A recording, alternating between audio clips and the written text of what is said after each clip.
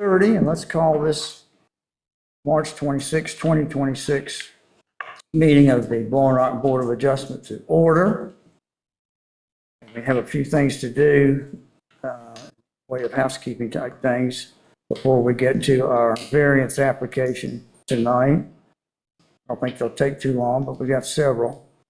I think before we do anything, we ought to go ahead and swear in a new member and re-swear an old member, Mr. McGill. So would David Goodson and Mr. McGill step over to the clerk and be sworn in? Mr. McGill went from an alternate member to a regular member.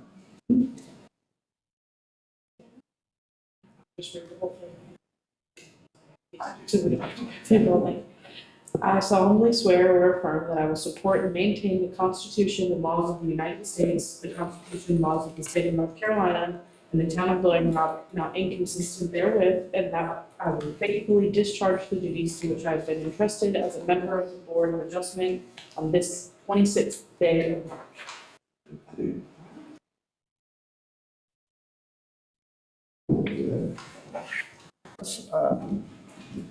Move on to approval of the minutes from our February 26, 2026 meeting. Has everyone looked it over? And has anyone found any errors or additions that really need to be added, changes? Any errors or changes? I have one tiny, picky little thing. Page 3, Ms. Miller, the second paragraph, down at the end of that paragraph, you see where it says General Statute 160D-46J. It actually was 160D-406J. And that's the only correction I found.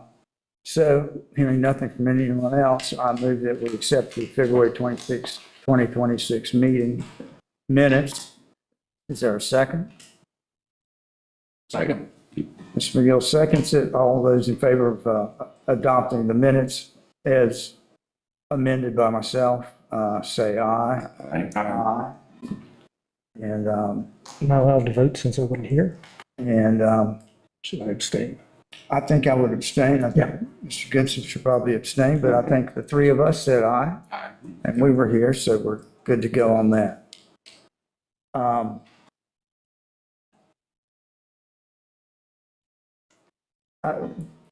The last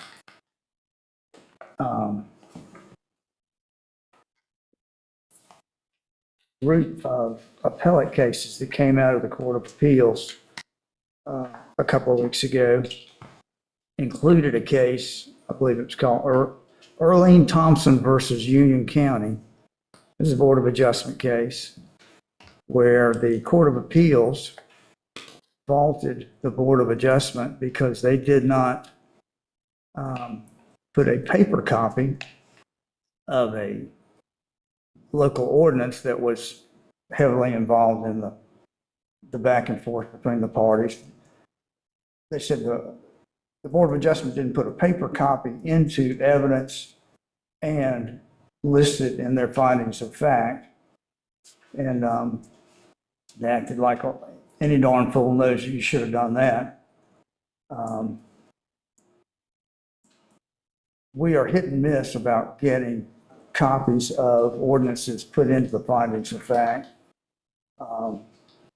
So to kind of get ahead of problems in the future, I could see a highly contested appeal of an administrative decision going up on appeal, and if we hadn't dotted all the i's and crossed all the t's and put a paper copy of the ordinances at issue in the findings of fact and put them into evidence, it could create a problem. My fellow board members in front of you, I've put a resolution to make a local rule going to this situation. Let me read what I have typed up. Resolved, pursuant to North Carolina General Statute 160D-308, the Blowing Rock Board of Adjustment does hereby adopt the following local rule of procedure.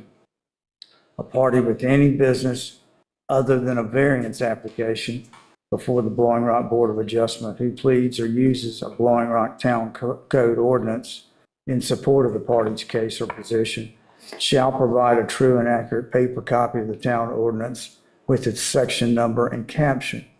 Party includes the town of Blowing Rock. Paper copies shall be admitted into evidence in accordance with North Carolina General Statute, Section 168-79, with certification under seal by the town clerk as a true copy, being the preferred method. In other words, other than for these variance hearings, appeal of administrative decisions and other matters, in those appeals, parties who are going to be arguing and relying on town ordinances, they need to bring a paper copy stamped by our town clerk, Ms. Huebner, as a true and accurate copy. And that would include the town of Blowing Rock. I'll continue with the resolution. The paper copy shall be admitted into evidence in accordance with North Carolina General Statute, Section 168-79, with certification under seal by the town clerk as a true copy being the preferred method. 168-79 gives a laundry list of ways you can basically certify a local ordinance. And the quickest and easiest look to me like take your paper over to the town clerk and get her stamped as a certified true copy. Let me continue the resolution. When more than one party is relying on or referring to the same town ordinance, the parties may share one certified true copy being placed into evidence in our appeals of administrative decisions. Almost always, both sides are using the same set of ordinances to argue and make their case, and there's no point in having multiple people go to Ms. Huebner getting multiple of the same ordinance stamped by her. The appellant could simply come in and see Mr. Rothrock or Mr. Johnson and say, are you going to use ordinance so-and-so? And if they say yes, they could share that. They don't need it both be putting one in. Anyone have any questions about what I've just said? Or is it confusing in any way? Okay. Well, I'm going to make a motion that we adopt that resolution, that rule, and it would pertain to appeals of administrative decisions and other matters other than variance applications. Variance applications we're going to keep simpler, and I'll talk about that in just a second, but let's deal with this. I make a motion that we adopt this resolution requiring a certified paper copy of town ordinances being used and argued by parties in matters other than variances. Do I have a second? Second. Second by Mr. McGill. All those in favor of adopting this resolution say aye. Aye. Is it unanimous? It's unanimous. Mr. Miller, I'm going to go ahead and take my copy and give it to you. Get it out of my hair. You send us a digital copy so we can put it to the. I told you about IT and dinosaurs and me now. Well, I will give you a clean copy that's not signed. But Oh. no, I got it on Word. yeah, we email it to us so we can Okay. use it. Absolutely. Let me go ahead and give her this paper copy.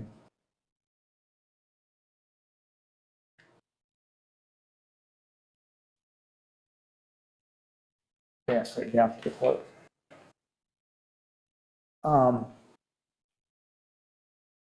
Variances are not as contentious as the appeals. And the chances of a variance being appealed to Superior Court are a lot less. It's not impossible, but it's certainly possible. So to keep things as simple as possible, for variance hearings, I'm going to plan on looking at the staff report and making a copy of the obvious ordinances that are going to be involved in that variance application. I'll bring a paper copy. And then during the hearing, one of us will ask the town representative, Mr. Rothrock or Mr. Johnson, we'll have a paper copy of the ordinances. We'll show it to them, ask them if it's a true and accurate copy of that particular ordinance. Was it adopted by the town council? And if they say yes, it is a true copy, it's an accurate copy, it was adopted by the town council, we'll use that as the foundation, and we'll put the paper copy I've brought to the hearing into evidence, and we'll make it one of the facts and the findings of fact. We'll go ahead and bypass the stamp from the town clerk.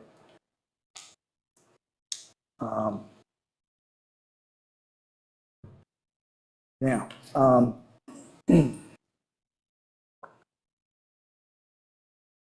I have passed out to the board members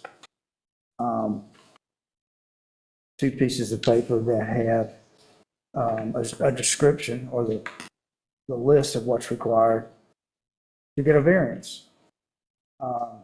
One's got the North Carolina General Statute, 160D-705, and the other has our local Blowing Rock ordinance, 16-5.2. I'm speaking, I guess, primarily to Mr. Goodson because he's brand new. This is his first hearing, but it won't hurt for all of us to kind of review this.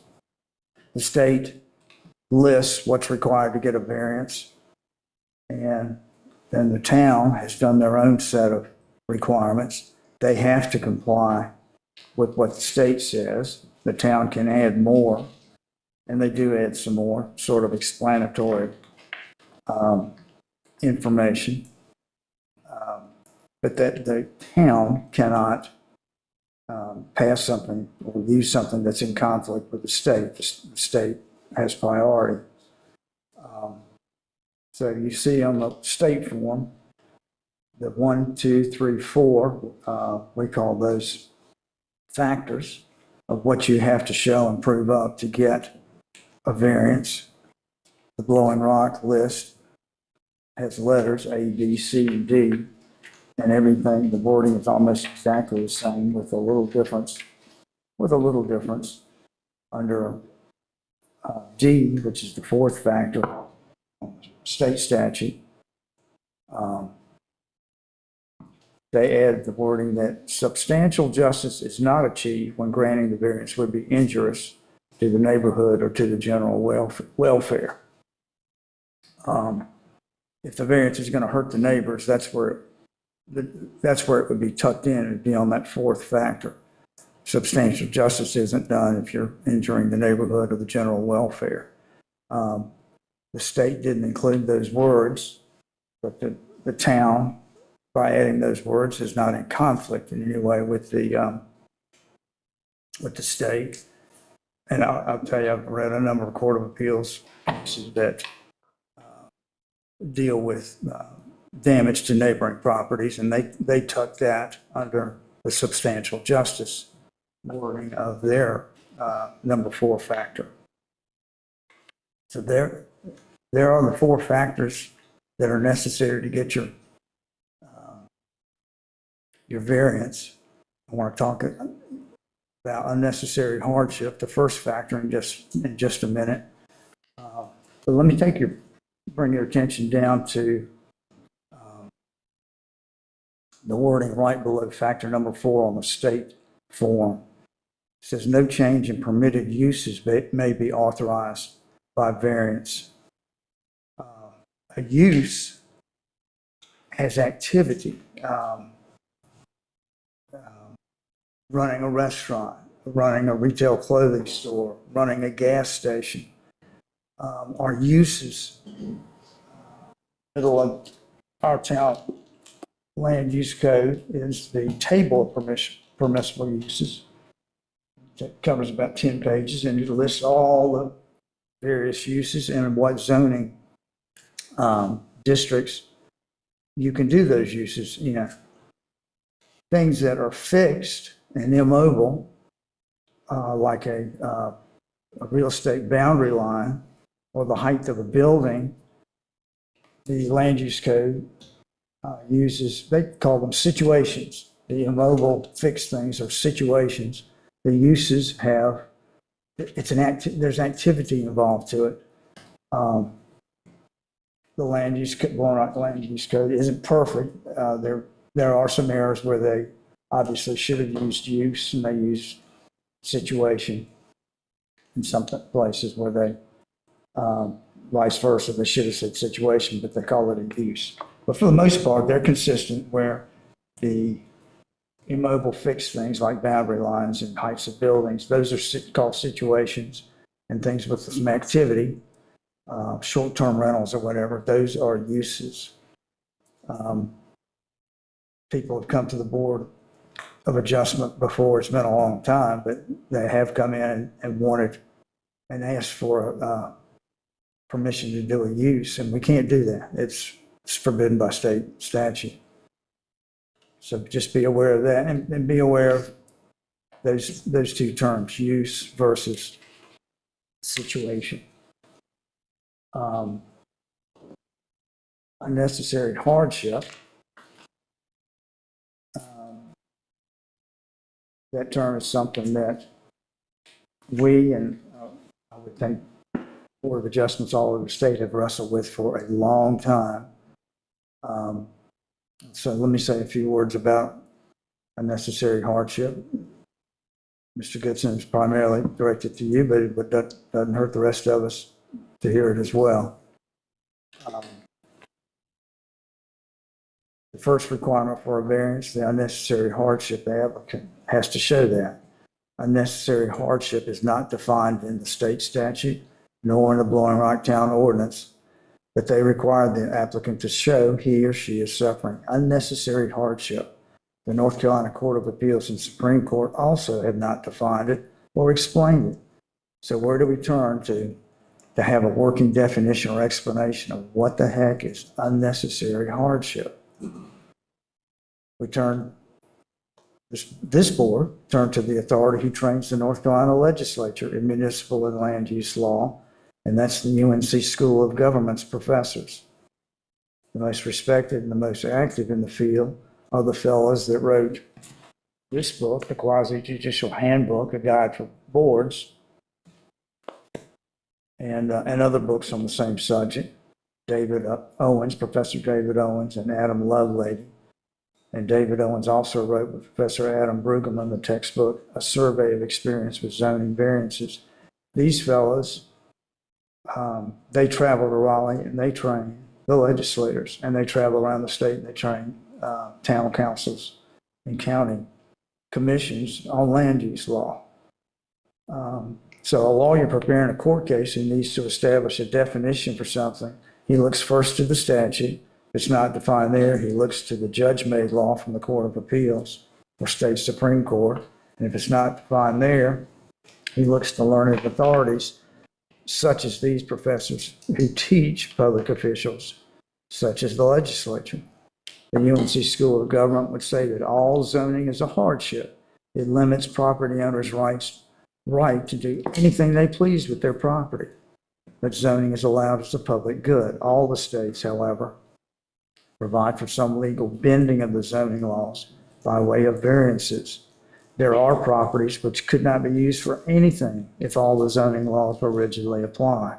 That would be considered a taking by the government. In North Carolina, a variance applicant has to show a number of things, and the first is that he suffers from unnecessary hardship if the zoning rules were rigidly applied to his property. The School of Government would say it's fair for all the property owners in the neighborhood to suffer the same degree of hardship due to zoning rules, but it would be unfair and excessive for the zoning rules to impact a property more than the other properties in the neighborhood due to unique characteristics of the property. That's excessive. The adjective unnecessary is a very poor choice. Think of it as excessive or unfair hardship. The applicant for a variance has to show the problems with the property his problems are worse than most property owners have to contend with. He doesn't have to be the only person in the neighborhood with that problem. There could be some others. And the blowing rock statute ordinance concerning variances underneath the 4 factors, they, in ordinance number 16-5.2.1, they give some sort of advisory information for us to apply as we're considering a variance. And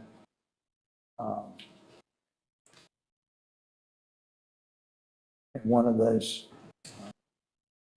pieces of advice is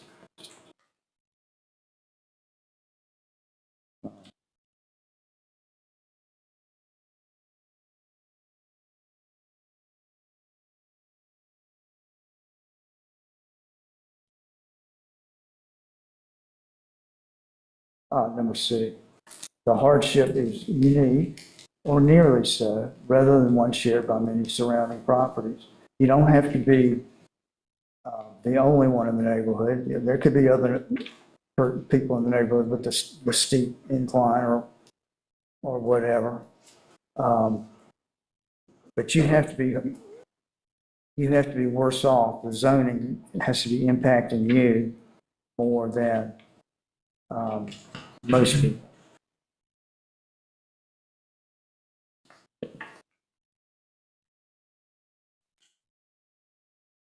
Any questions on that?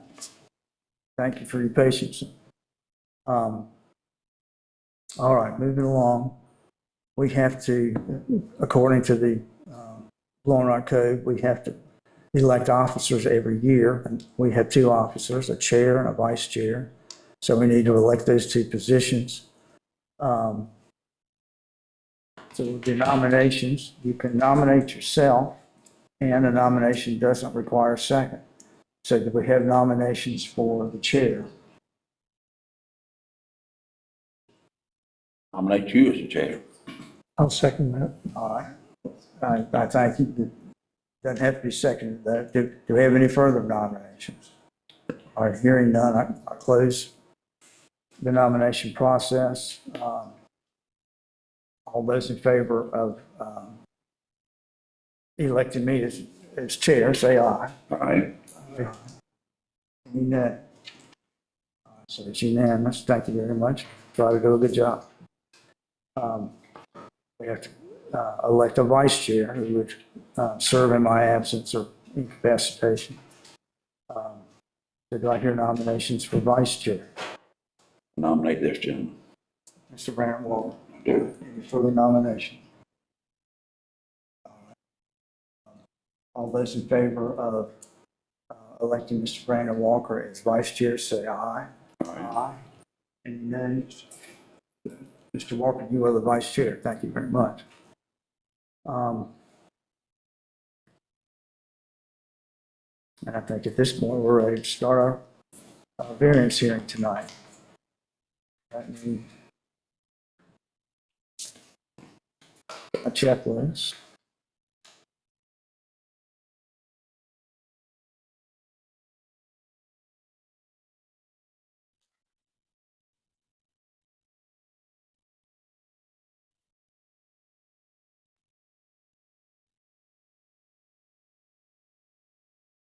There we go.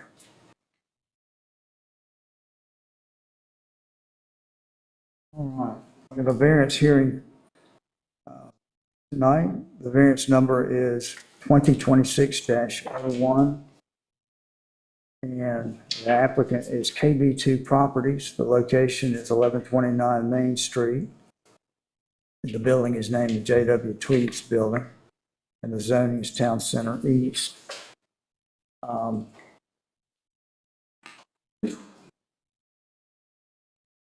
Need to ask, let me read a few things. A board member on this case must not participate or vote in any manner that would violate an affected person's constitutional right to an impartial decision maker. Impermissible violations of due process include not disclosing any ex parte communications a member had about this case prior to the hearing. we can't discuss between ourselves or with anybody else the facts or merits of this case. Somebody came up and said, what date is your variance hearing going to be? You could give them the date. That doesn't get into the facts or merits of the case. And if somebody called you on the telephone or walked up to you at the post office and said, hey, I want to talk to you about that variance hearing, you need to just stop them before it goes any further. So has anyone made any ex parte communications with anyone about this case prior to the hearing?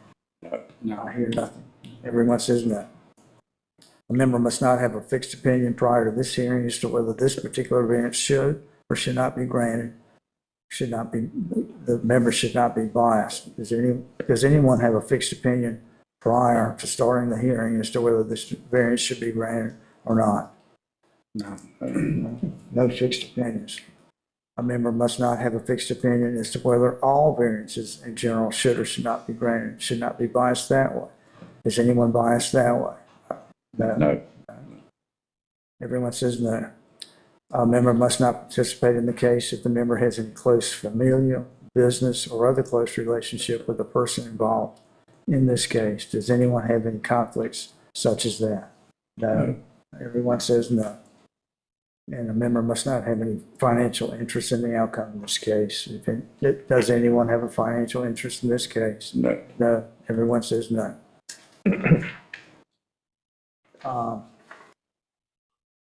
The Court of Appeals has said that we must tell the parties the procedures we're going to follow in this hearing, and I will state that now.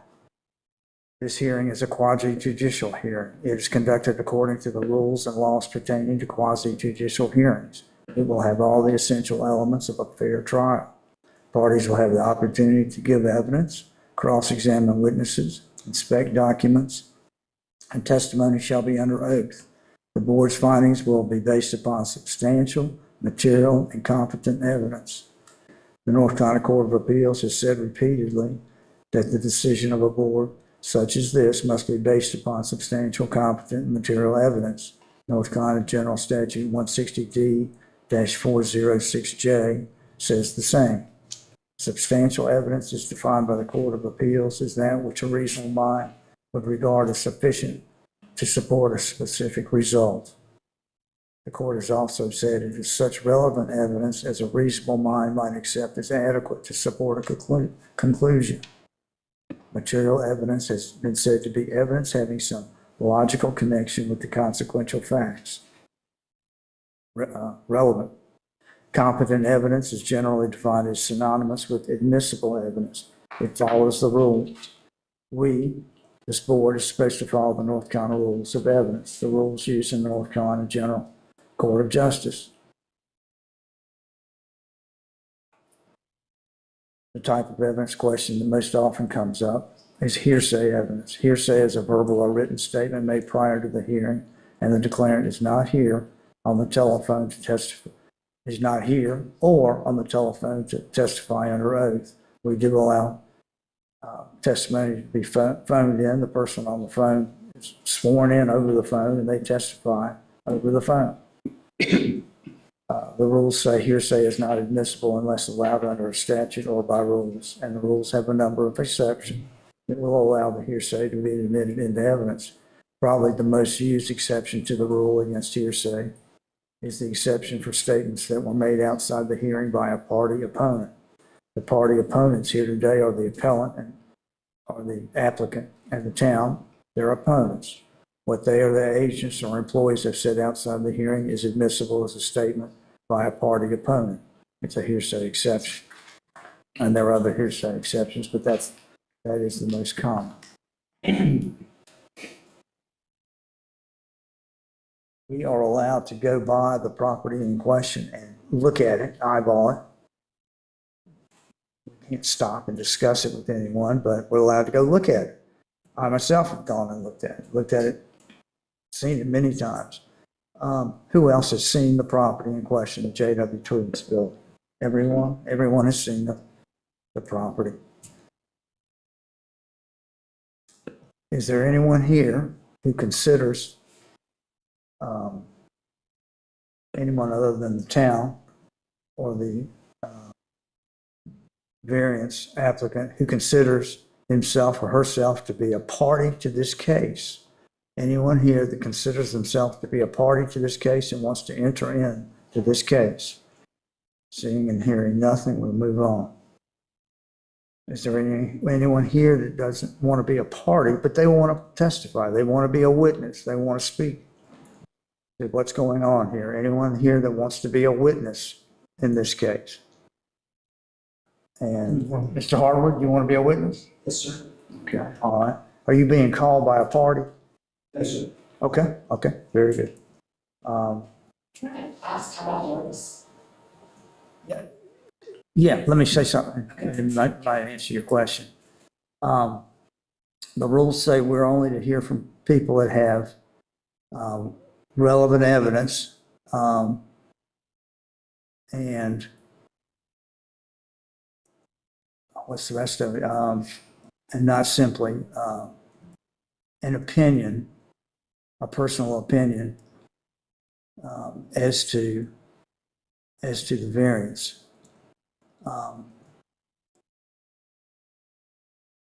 Let's go through the town's presentation and go through the applicant's presentation. And at that point, the lion's share of the evidence should be in, and we will ask Mr. Hardwood. We're going to have to see what he has to say to find out if it's relevant. But let's go ahead and bring him in, if that's all right with you. If you're, I didn't hear your last part. I'd like to hear from you after the town makes their presentation and after the applicant makes their showing, and then turn to you and ask what's the nature of your testimony, and do it that way. Is that acceptable with the town or the applicant? I guess I would ask, so I if I need to go up here or not, I would ask, I don't know if Mr. Petrak has an advice on this to the board, but whenever I've been here for folks who want to speak who are not parties, they have to intervene. Unless the ordinance provides for public comment, and I don't know, I've never been, last time I was at a variance hearing that somebody spoke that didn't intervene, I can't remember. So I'm honestly a little rusty on the rules on that, but it's a quasi judicial hearing, which means you have to be a party to talk or you don't get to talk unless the ordinance says something otherwise. Or if the town calls Mr. Harwood as a witness. Okay, so if the town is as a party, the town's a party, if the town's calling Mr. Harwood as a witness, then that makes sense. Okay. I wasn't sure. Are you calling his? It's not a public comment time, so that's why I asked how you were couching this. I will call Mr. Harwood as a witness. Okay, Okay, so that takes away the problem. thank you.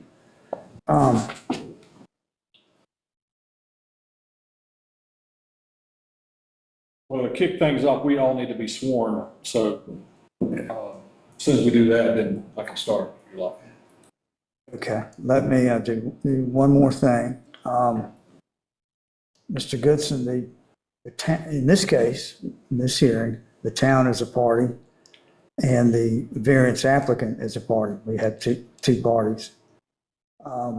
If things didn't go the way the applicant wants them to go, they could appeal to Superior Court down the road in Boone. And if they lost there, they could appeal to the Court of Appeals in Raleigh. The town can also, if we granted a variance that the town was very much opposed to, the town could appeal. We are not beholden to the town or the applicant. We're supposed to sit like a judge deciding a divorce case or a car wreck or a murder. We're not on anybody's side. We're on no one's side. So I'm saying this because the person who keeps the minutes works for the town.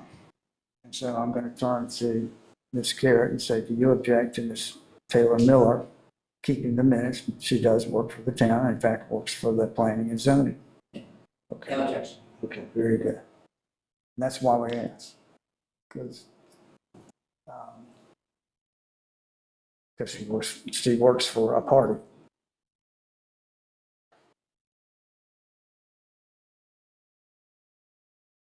All right, let's swear everyone who's going to be a witness. We could do it all at one time, right over here with Ms. Miller.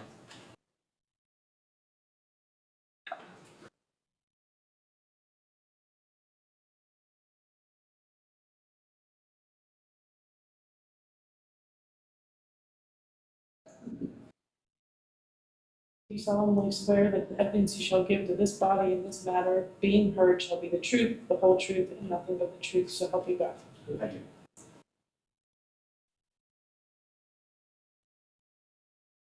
We typically have the town go first and tell what they know about this case and speak their piece about this variance application. Ms. Garrett, do you object to the town going first? No. Okay, all right, we'll go ahead and start with Mr. Rothrock. Okay, you ready? Ready. All right. KB2 Properties LLC is requesting a variance from the building height requirements in Town Center East for a proposed stairway access in the J.W. Tweeds building at 1129. The land use code limits building heights in Town Center East to 30 feet, measured from the finished sidewalk. The building height from the sidewalk to the top of the roof parapet is 30 feet. The proposed height of the top of the stairway access is 5.5 feet above the parapet of the roof adjacent to Main Street, thereby requiring a variance of 5.5 feet from the maximum height of 30 feet.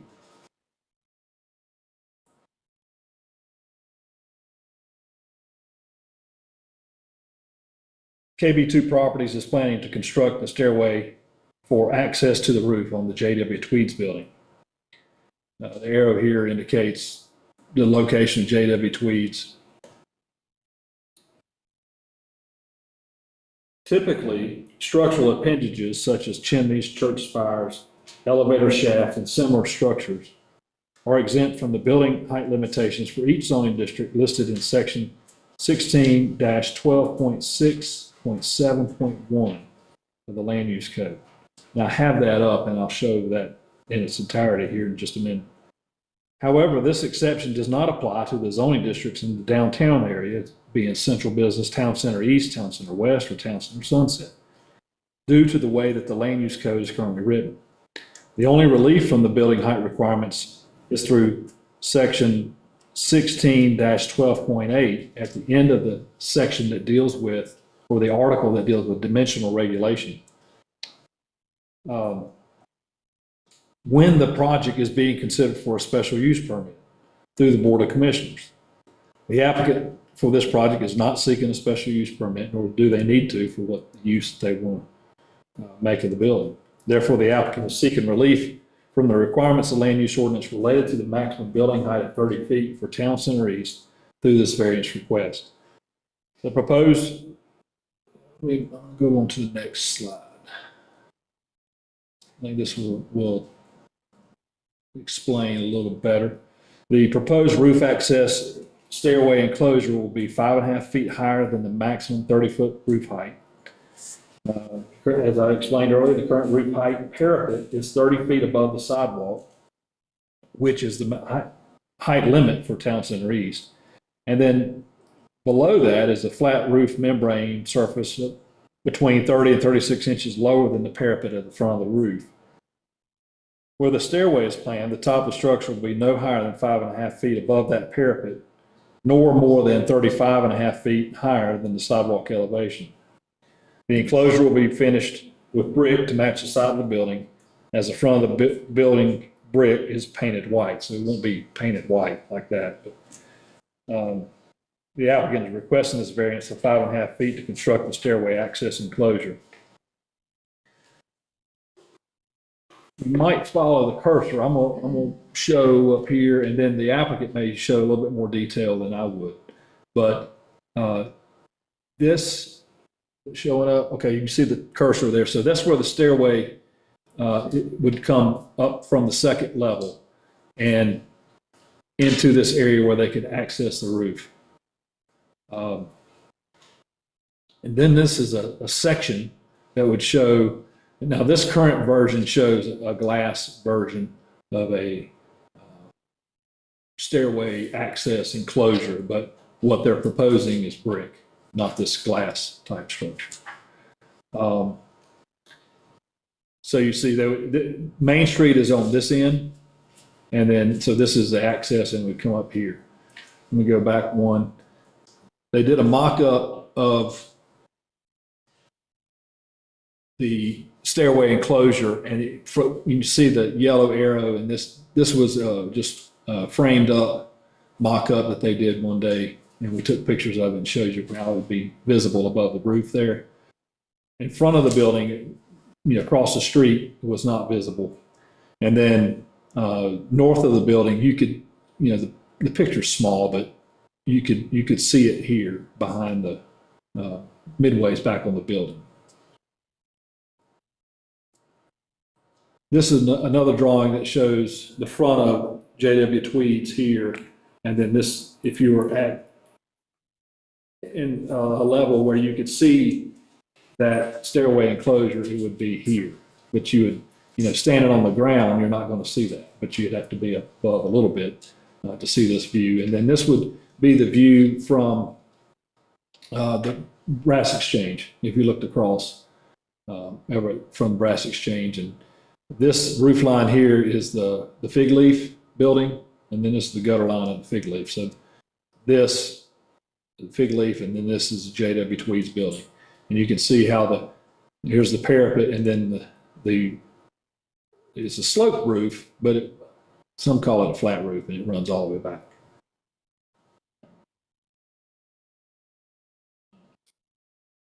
I have the sections of the ordinance. Here is section 16-12.6.5.1, Town Center East. This is the building height. Maximum building height is limited to 30 feet, measured from the sidewalk elevation to the highest point of the structure.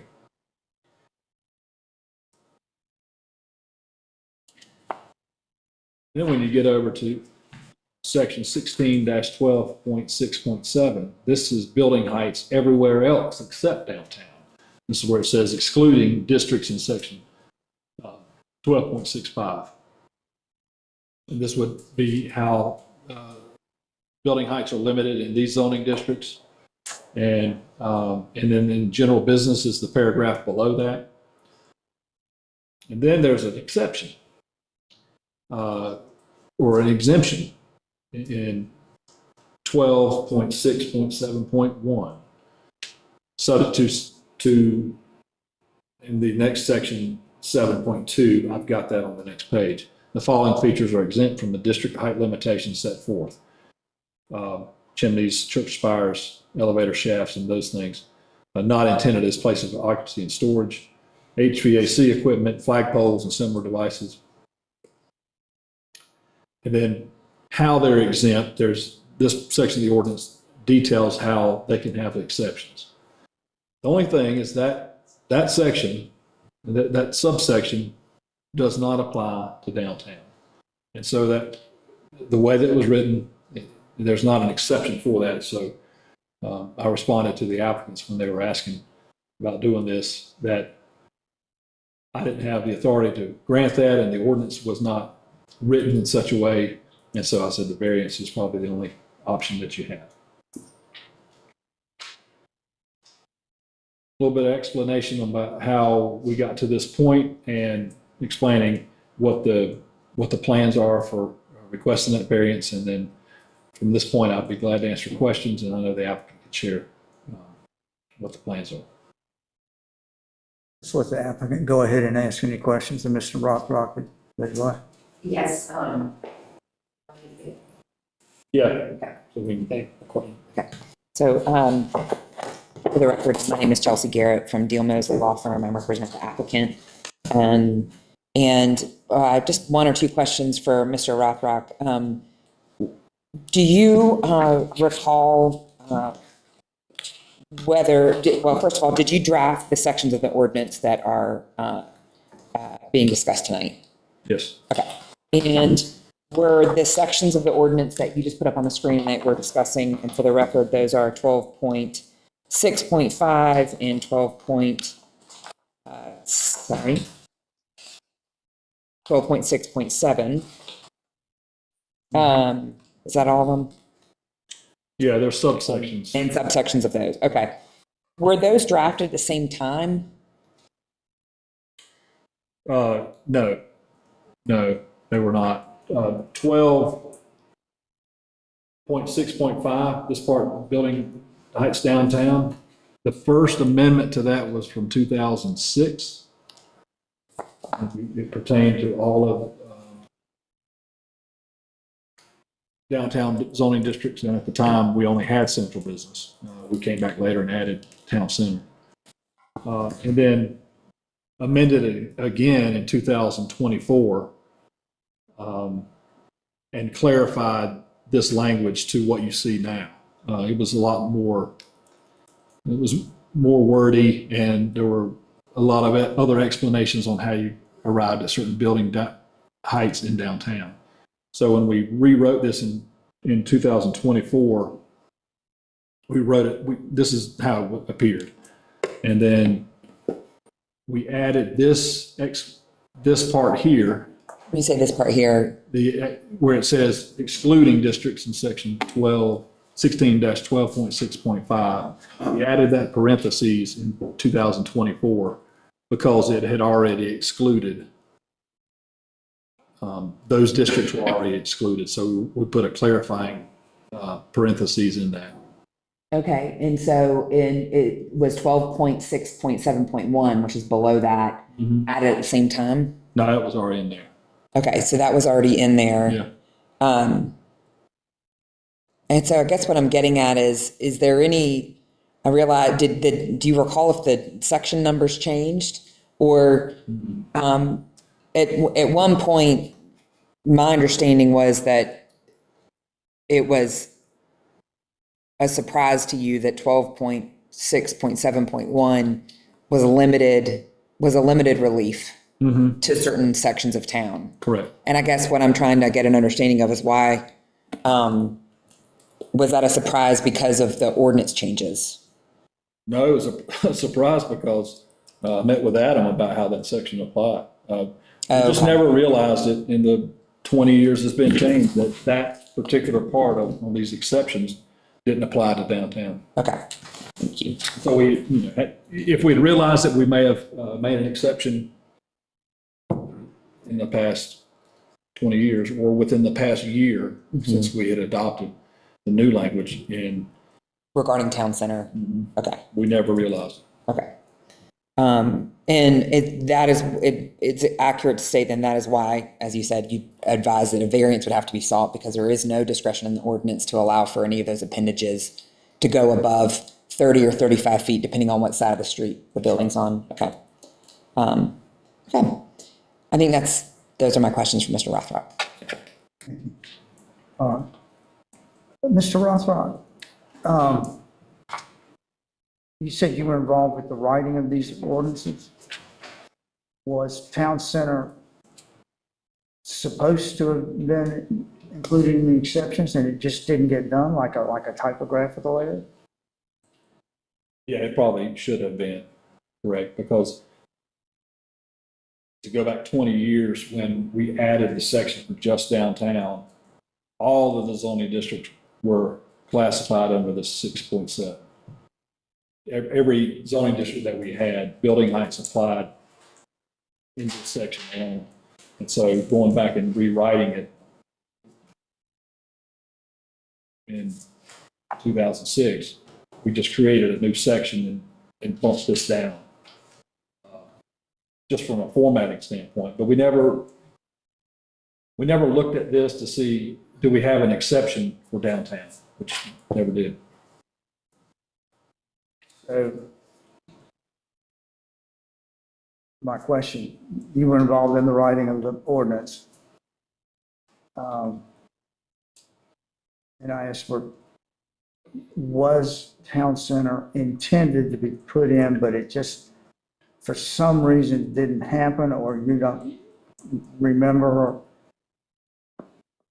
you see what I'm getting at? Is it like a typographical error? It's just the way that it was formatted, and, you know, when you're creating new sections of ordinance and new text for a new area, if you didn't pay attention to the details on how an exception is applied, it didn't get pulled over. So never knew. We never had anybody ask for an exception. That wasn't part of a special use permit where they could, you know, through, maybe they had something unusual about the way the building was designed, that through the special use, that would have been either reviewed or issued by planning board and town council. It sounds like it's close to what the law calls a Scrivener's error, but not quite.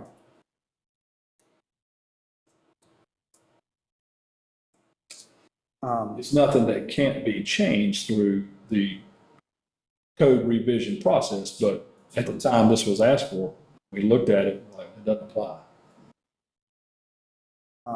I've got a number of questions for Mr. Rothrock. Anyone else have any questions? Mr. Rothrock, you said something about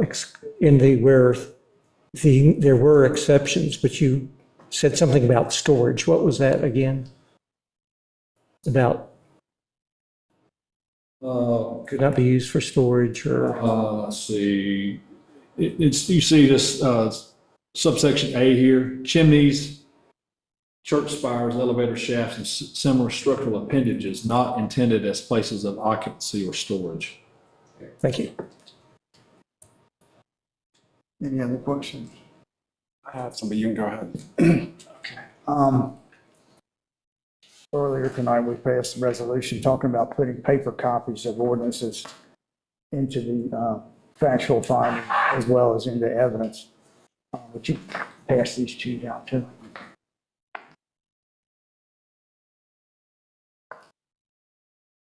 So to try to keep ourselves as up to speed with the Court of Appeals as possible, I passed 2 pages out of taken from the Blowing Rock Land Use Code Book, Mr. Rothrock, and one of them includes Ordinance 16-12.6.5, building height, and then 16-12.6.5.1, talking about maximum building height shall be limited to 30 feet. The paper I've handed you, I have marked as Town Exhibit BB. Is that a true and accurate copy of that page out of the Blowing Rock Land Use Code? BB? BB. No, this is old. This was changed in 2024, in November. And I think, other than the exception that I noted here at the top of the page, Right. this one would be old, really. Because all we added in 6.7 is excluding districts in section 16. So, but we can put that together if you want it as exhibit, what's currently accurate. Okay. Well, I've got to do a little foundation. Is what's on the screen accurate? Yes. And is that a true and accurate copy of the ordinance as passed by the Blowing Rock Town Council? Yes.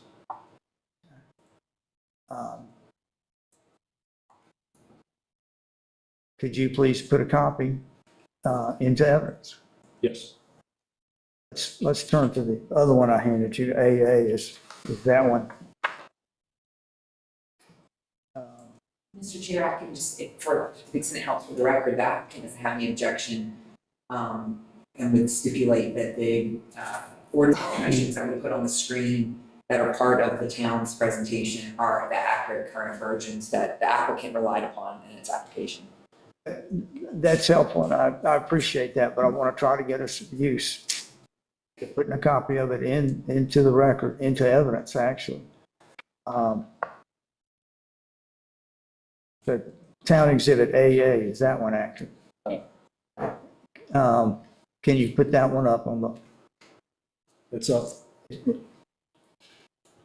I I don't have the alleys written down there. I only copied 6.7 on the top of it. So let's see, this where it is, says 6, 7 alleys, that's been changed. So okay, this is correct. What's up? the one on the screen is correct, and it's exactly as was passed by the town council. Yes. Okay, could you, later, put a copy of that into, case file? Yes. Very good. All right. Moving on.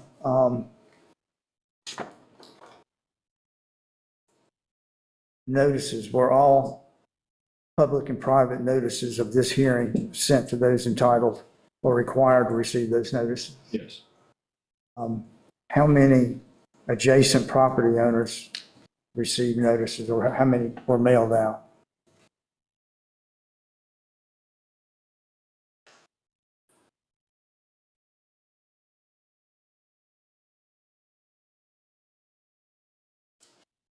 Three. And did you, don't tell us what anyone said, but did you hear back from any of the 23 property owners? Done.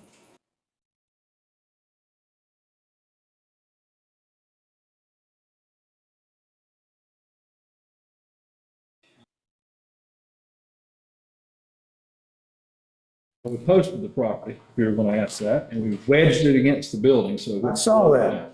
It was, we didn't know how we were going to do it. We figured it out. It was very visible.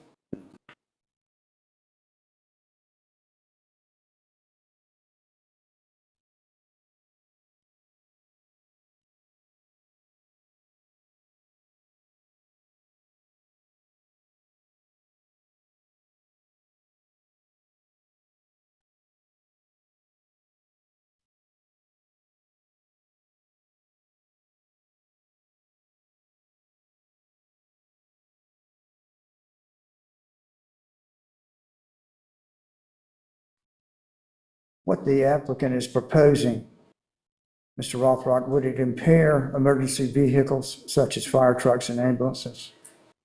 No. What the applicant is proposing, would it create a fire hazard?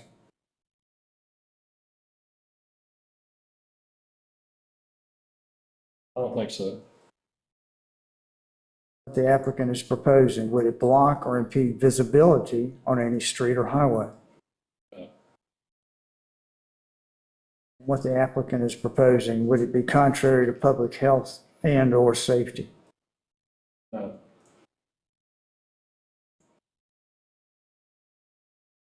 Walter, you have the question, Mr. Rothrock. In 2006, what was it 12.6.5 that was In changed? 2006, the numbering was totally different. It had been rewritten Was, since then, so. regardless of the numbering, the section that talks about town center, east town center, west, et cetera, back in 2006 was town center and central business, what was added to the code? No, town center was added probably around 2010. All of the changes that were made in 06, it was central business. Everything was still central business. We added town center, I want to say 2010, 11, somewhere in there. And it was one on both sides of Main Street from 221 to Chestnut, one lot deep. But there were no differences in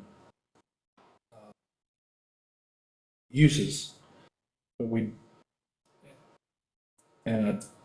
I don't think there were any differences in setbacks. I think it was all the same. We didn't make any substantial changes to the code until 24. And 12.6.7, other than you said the excluding district in section 12.6.5 was added Yeah, in 2024, right? right. Were the other sections there where it says any residential district and then it lists, Yeah, all that was in there. and the other part, any non-residential district or This was HMC? in there. The only exception in 2021, we pulled the section on general business out of that and put it in its own paragraph because we changed the rules for general business. Did that first paragraph ever reference central business or, yeah? Yes, prior to 2006, all zoning districts were under building heights in this section. Then the 2006 changes would have been approved by council? Yeah. In 2024 would have been approved by council? Yes, 2021 would have been approved by council? everything.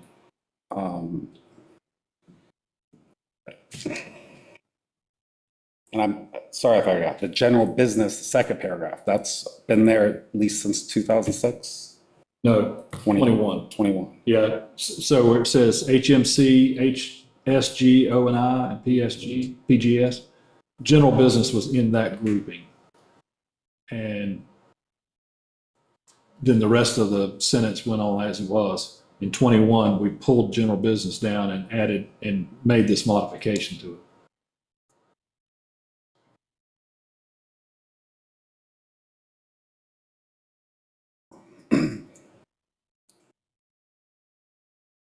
Okay, that's all for now. That's all I have right now. Dr. Rockmore, did you have something you wanted? I think I'd like to wait till later on. All right. Mr. Rothrock, I want to make sure we've gotten it spoken and in the record, the zoning district that this property is located in. What's the zoning district for this building? Town Center East. Town Center East, okay. And could you give us the Watauga County PIN number? Yes. 2807 97 1407 000. Okay. Anyone else have anything? Mr. Rothrock? Ms. Garrett, anything? One more question. Before 2006, would 12.6.7.1 applied to a building in central business or town center? Yes. So that exception existed prior to 2006? Yes, that language, I don't think that language has changed a bit.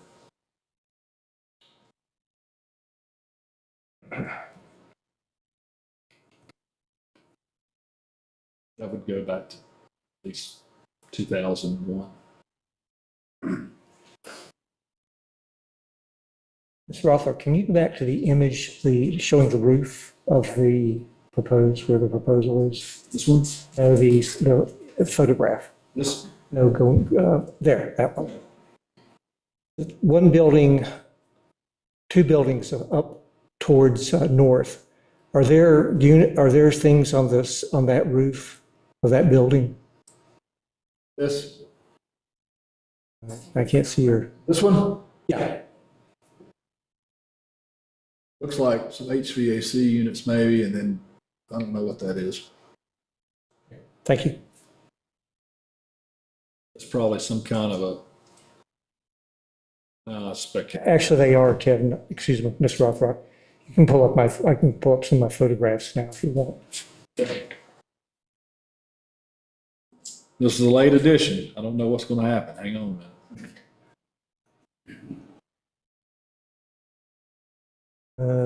Not that one. Let's see. Try that and see what that one is. Nope.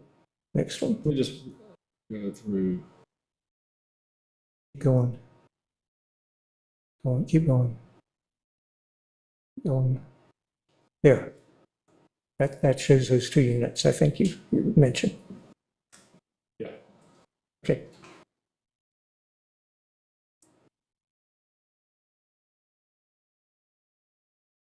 Thank you. Yeah, you're welcome.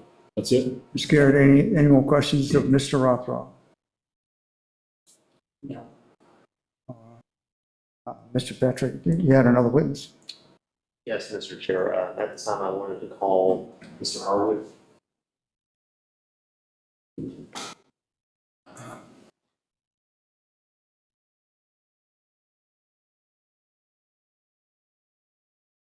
Sir, if you could, for the record, just state your name My name is David Harwood. and what is your occupation? I'm a registered architect. What is your education? I have a 2 bachelor's degree from NC State University. I have a Bachelor of Environmental Design in Architecture and a Bachelor of Architecture. And how long have you been an architect for? I was first registered as an architect in North Carolina in 1990 and recently registered in the state of Tennessee this year. And have you practiced architecture in the area in Lone Rock? Yes, I've been practicing in the Blowing Rock area, both residential and commercial projects since 2017. At this time, Mr. Chair, I wanted to tender Mr. Harwood as an expert An expert in what? in architecture and architectural design. Any questions of Mr. Harwood? No. We find that he is qualified as an expert in architecture and, what was the last? Architectural design. And architectural design. Mr. Harwood, are you familiar with the particular property that we're talking about today? Yes, sir. And have you looked over the staff report where it mentions the potential addition of stairway access up to the roof? Yes, sir. Is that stairway access as an architectural point of view, is that the only way that you can gain access to the roof? It's one of several, in my opinion. So there's other alternatives to that? Yes. And what are some of those? Typically for what is known as a flat roof access, where you don't have occupiable space on the roof, such as a rooftop patio or a rooftop bar, for instance. Lots of that is handled by a ship's ladder and a roof hatch. In this particular instance, though, the proposal is for a staircase, similar that you would find in your home, for instance. There is a stair tower access in this particular design that's been presented to you so that an occupant can simply walk up the staircase and walk out onto the rooftop.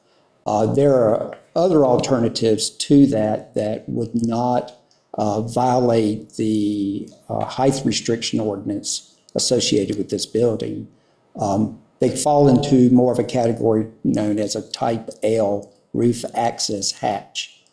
Think of it as a horizontal door, if you will, on a pneumatic spring or device where you simply push it and it opens up. Some of them even have stair rails, handrails that extend up for safety. So they, when closed, they are approximately 6 to 8 inches, maybe 12 inches above the roof deck.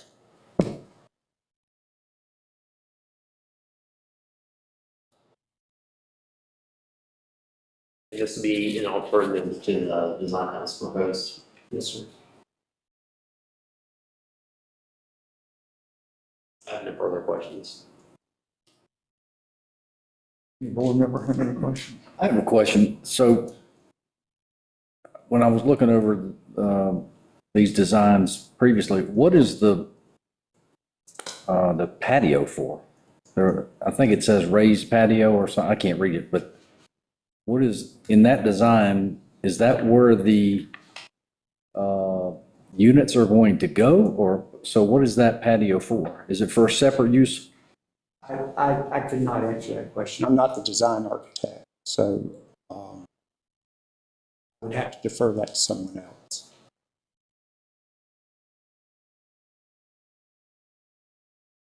Where are the units going to be on that roof? Is that the 3 items on the bottom right? David, we'll probably let the applicant Okay. explain what their purpose is.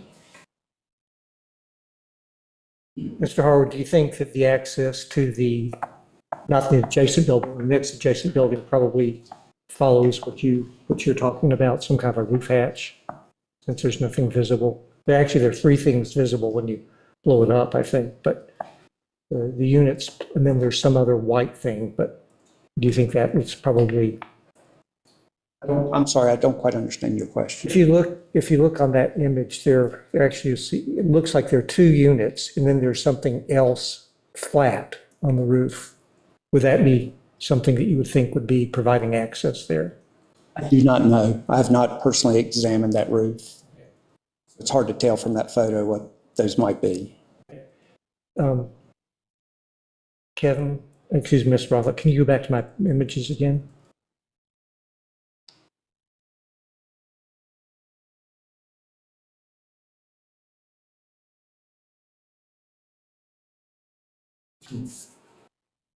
Keep going. And then I'll show you. Another one. How do I get back? Hold on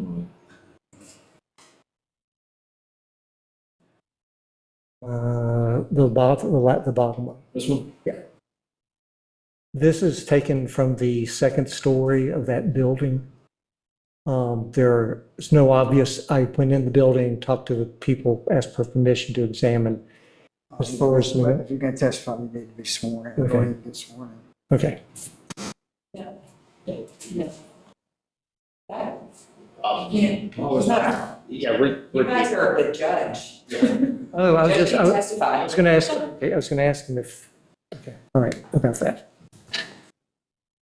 I also would just point out for the record that it sure sounds like Dr. Rockamora has formed an opinion before he got here. No, So. I'm gathering facts.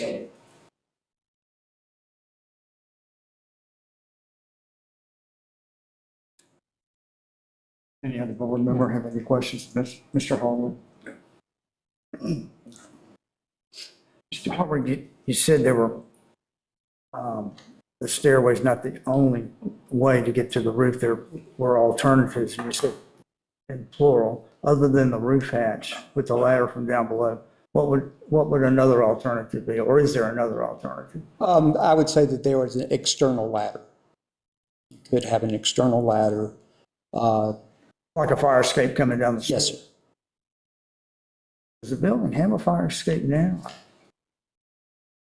Yes, it does. Does.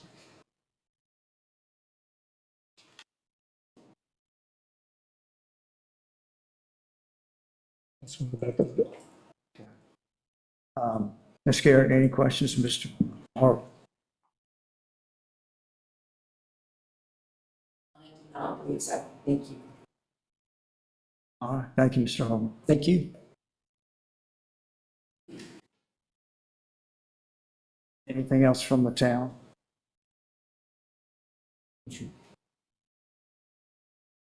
Ms. Garrett, would you make your presentation? Sure. Thank you.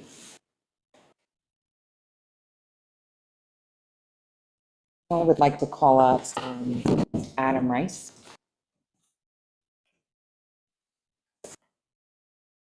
Has he been sworn? Give me your name, sir. My name is Adam Rice. R-I-C-E. Yes. I get a address for you from, Home address? or business, either one. Business address is 1116-5 Main Street. Rolling Rock. Thanks. Mr. Harwood, can I get a business address for you? Business address is 304 10 Cent Drive. Thank you, Mr. Rice. I'm sorry to interrupt you. Go ahead. Adam, could you identify your role in the applicant's project? I was hired by the applicant as a North Carolina licensed general contractor to renovate the space for them to occupy upstairs. And you're referring to the second floor of the building? That's correct. Okay. Do you agree the building is already at maximum height? allowed on the center, town center east. Yes, it is. And are the HVAC systems currently on the roof? Yes, they are. And are they slated to be replaced as part of this project? Yes, they are. Okay. And how will they be replaced or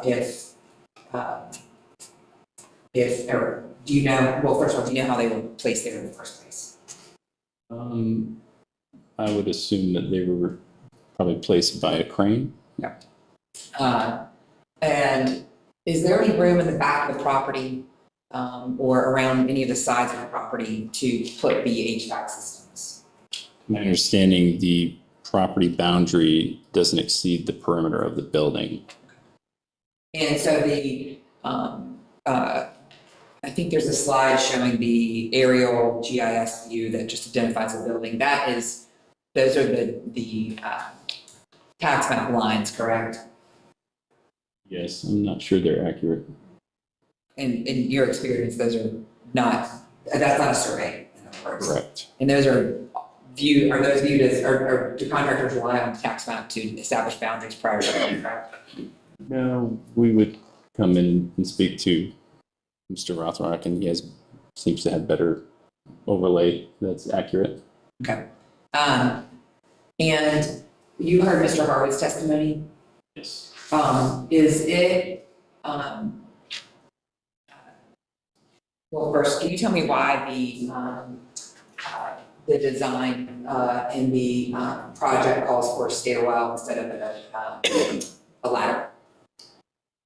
To my understanding, the stairwell for access was to allow technicians and owners to access the roof, to manage their equipment, and it's a easier way to access without having to push equipment through an access panel or a scuttle hole.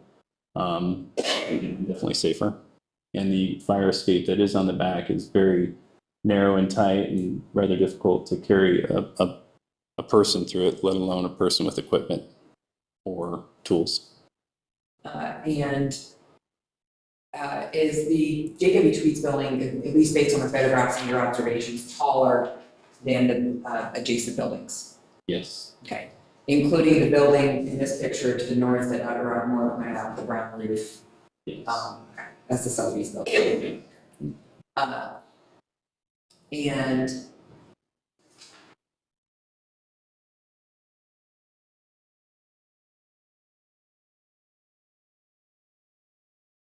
was this building, when was this building constructed? I believe it was constructed around 1920-ish. Sorry, when? 1920-ish. 19. Saw the data on that?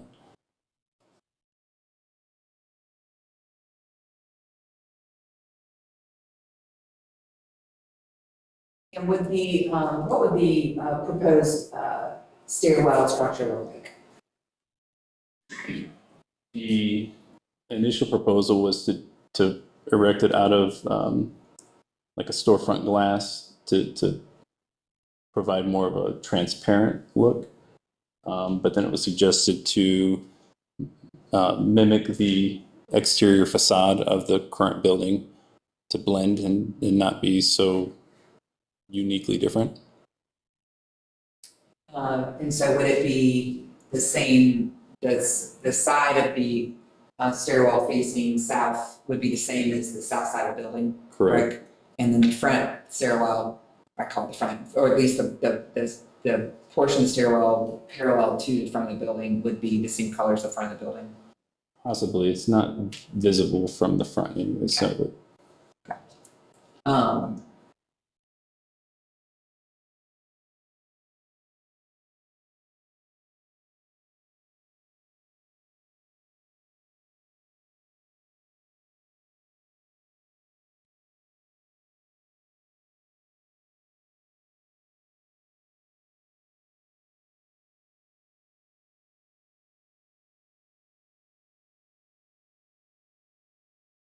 Is there any plan to use this roof as any kind of a, it's not, let me ask this right, is there a plan to use this roof access for any kind of public gathering space or to invite the public to? No, it's a private residence, so it would only be accessible by the residents themselves.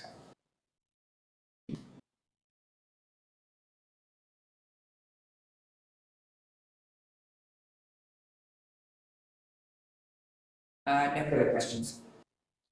Thank you.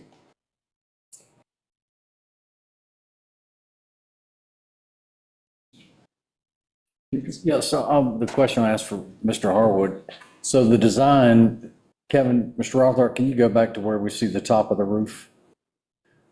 The architectural drawing. Yeah, and if you could make it larger, the bottom. This part. Yeah. So the raised terrace, is that able to hold people, or can the private owners use that terrace the way it's being designed? It would be if they choose to do this phase of the project, it would be designed in construction currently to support additional space by a licensed engineer. Can we address that here, or are we just addressing the stairwell? I mean, is that? I'm sorry, I didn't catch it. What, would you give your answer again? Yes, he had asked if the roof would support a terrace above it, and if they choose to do that portion of the project, then the roof would be engineered by a licensed engineer to support snow load and live load of the individuals occupying it. And I believe you had asked about where the rooftop units would go. They would, in the area that says roof membrane, they would be on that area. So this variance is sought to be able to to have better access to put HVAC units on the roof. Be able to access the equipment going up on the roof, correct?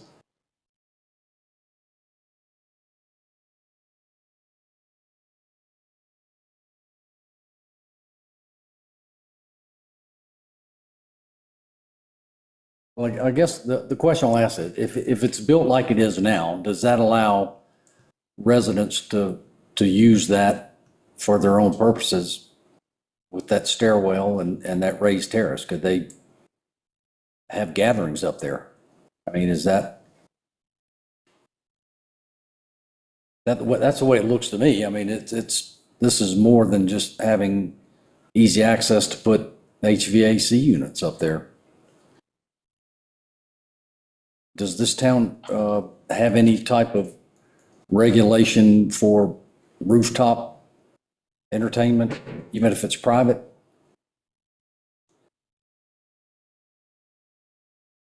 What do you mean by entertainment? Well, Like if the question is, can they utilize the top of their roof for their personal use? Yes. okay, that's my question. So, okay, that's it. The part about the structural integrity would be handled through building code application or building permit application, building code, and then, as Adam mentioned, engineered drawings. But it's not planned to be a rooftop bar like the Horton has in Boone. Oh, no, this is a private residence. Mr. Rice, what is your occupation? I didn't catch it. I am a general contractor, home builder for residential and commercial construction.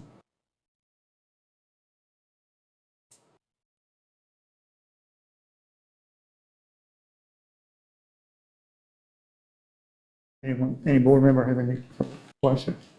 Mr. Rice, how wide is the structure? We know it's going to be 5.5 feet above, but how wide is the structure? I think the exterior dimensions are approximately 22 feet. You're talking about the actual, it's the width of, I think it was 40 inches wide. to 40 inches wide to 48 inches wide, depending on the material. Structure's only 48 inches, 40, that 4 feet wide. whole thing is just 4 feet wide? When you're looking at it on face, The length. when you're looking on face. How, go back, Kevin. It's rough. It's right here. No, The dimension's 4 feet. if you look at it, because it looked like, go back to one where it shows like doors on it. Well, that dimension there on that part of it is 4 feet. And then How wide is, or am I looking at the wrong thing? What is the middle, the second one down? No, on the corner, in the top right-hand corner. What is that? We would be replacing the glass faces on the front of the, But how wide is that structure? that's the face of the building. Is that the face of the current building? So Is that the face of the structure that they're going to put on the rooftop? No, no. This is unrelated to the top of the roof. That part of that, this is not related to the top of the roof. Okay. All right. How wide, are you going to be doing any interior changes to the building? we would be changing the interior second floor quite drastically, just rearranging the space to meet the owner's needs. And any changes on the first floor in terms of access to the second floor? And none whatsoever. And how wide is the stairway from the first floor off of Main Street up to the second floor?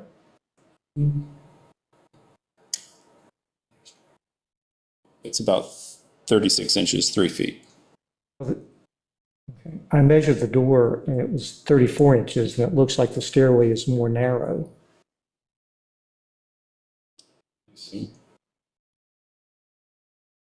It has a graduated effect to the stairs, but it might be in some areas where the trim molding's built in, but it's a 36-inch staircase.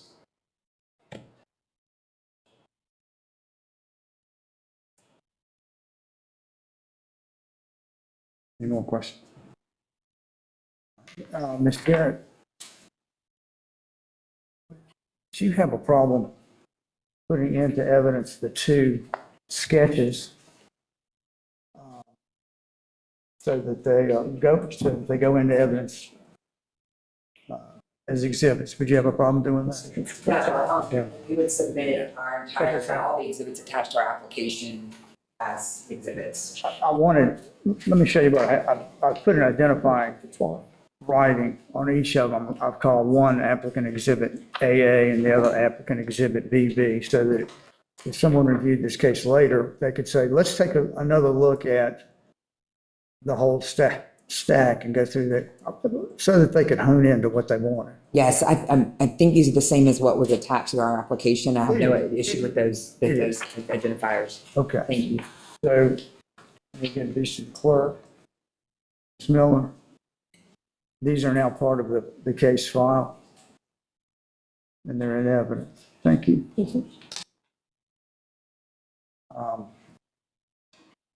That's all I have. I'm still puzzled about the drawing to the left. Second, right underneath the big floor plan. What is that?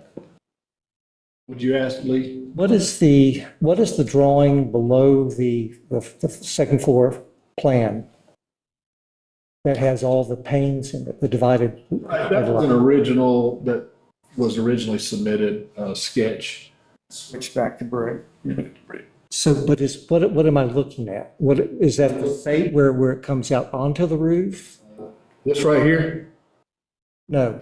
This? Go up. Yeah, what is that? On the original space. Yeah. Downstairs.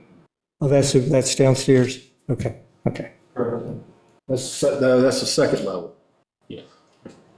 It would be the doors and windows to the living room space of the. Let me go back to.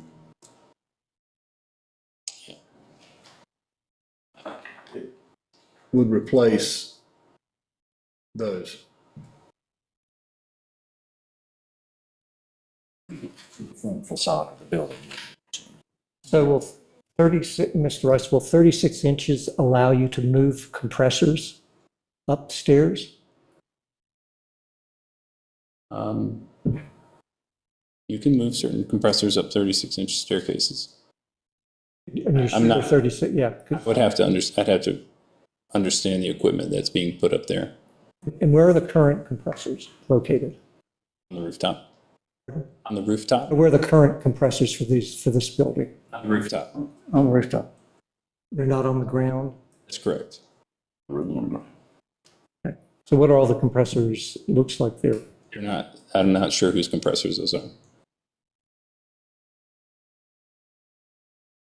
Anything else? so compressors currently are on the rooftop? Yes, sir.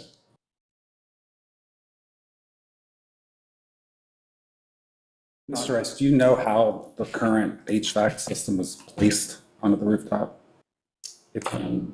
No, it was done about 10 years ago, but just judging by standard applications, it was more than likely lifted overhead with a crane.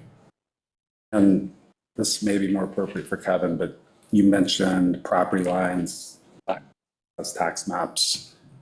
To your knowledge, has any of that changed in the past 10 years? Not to my understanding. And as part of this current renovation, replacing the HVAC system with a new HVAC system tomorrow, you would do that with a crane. Is that correct? More than likely, yes. Possibly. Is there anything other than expense not feasible about doing that?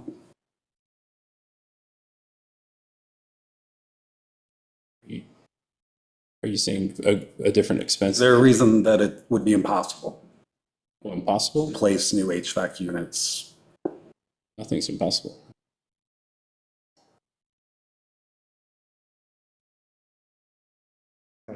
How long do HVAC systems last before you have to replace them generally? I'm not a licensed contractor in that part of heating and air conditioning, but typically most warranties will give a unit up to 10 years. Thank you, Mr. Rice. Ms. Garrett, on the variance application, the applicant is shown as KB2 Properties LLC. Do they own the building? They're not just the applicant, they are the owner. That's my understanding, yes. My understanding, yes.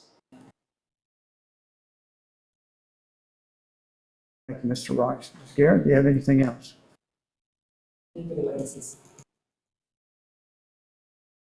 Thank you, sir. Thank you.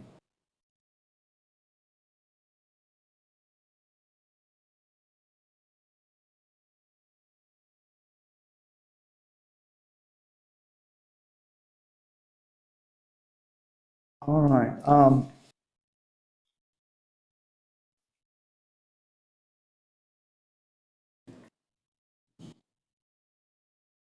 Yeah. Let me ask you to read something for me in your application. The attachment to application for variance.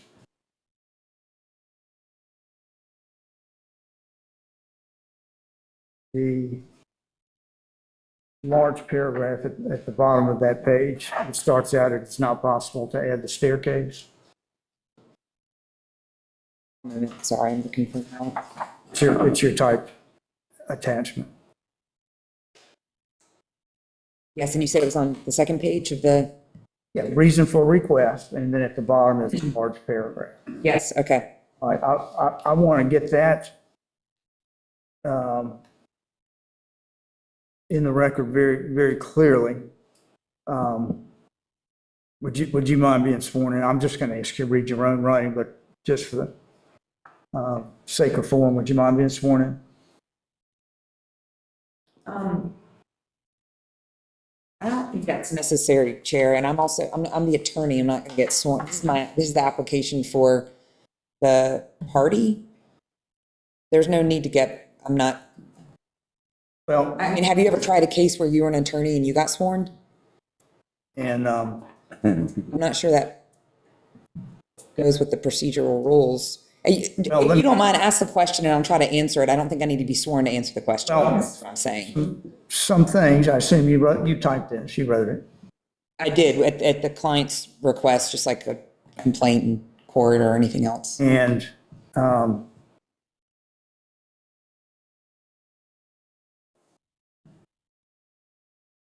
the second sentence is, the building in which J.W. Tweeds is located is uniquely situated because it is one of the tallest buildings on the east side of Main Street and already as tall as permitted. I want to get that into the record, and It is, the basis of the variance request is the application. You don't need to get the application into the record any more than it already is. We're not going to change our application after the hearing. That's the application. We don't need to get it in as an exhibit. That's like getting a complaint and a trial in as an exhibit. But if you want to ask about what we intend by that or what we meant by that, or if there needs to be something clarified by that, I'm happy to do that. But you can get it in as exhibit if you want. I don't have an objection to that, but I'm not going to be sworn. okay, thank you very much. You may be seated. Thank you.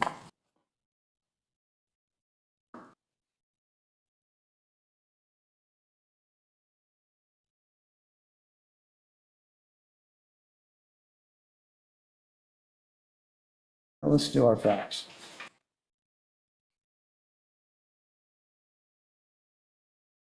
The applicant is KB2 Properties.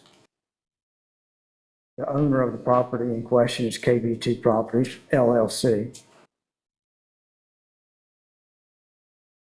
The address of the property in question is 1129 Main Street, Blowing Rock, North Carolina, and it was built around 1920.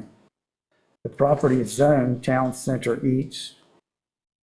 The applicant wants to do the following, which would violate zoning regulations and which would require a variance. Applicant wants to construct a stairway for access to the roof of the property, which is known as the J.W. Tweeds Building.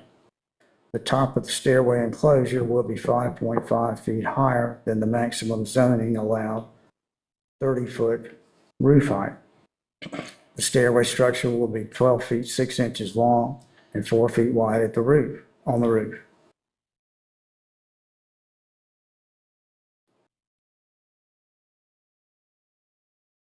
See applicant Exhibit AA.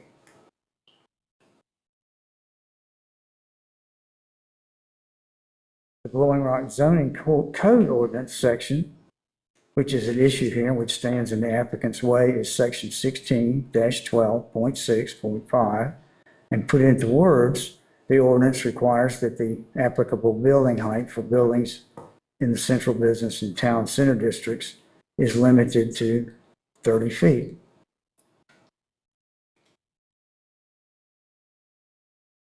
Other zoning districts in Blowing Rock have building height exemptions for structural appendages such as the stairway access. See Blowing Rock Code Section 16-12.6.7.1.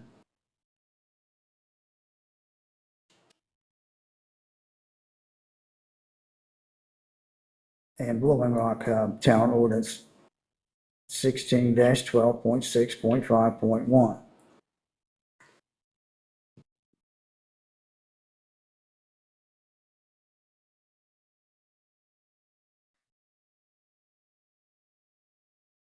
There are not other properties of standing to come into this case.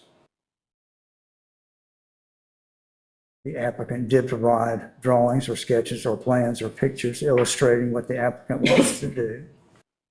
The town of Blowing Rock has provided and given all necessary legal notices of this case and this hearing.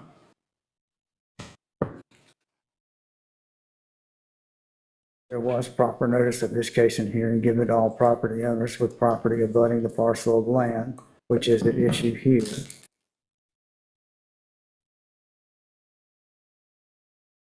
23 property owners were sent notices.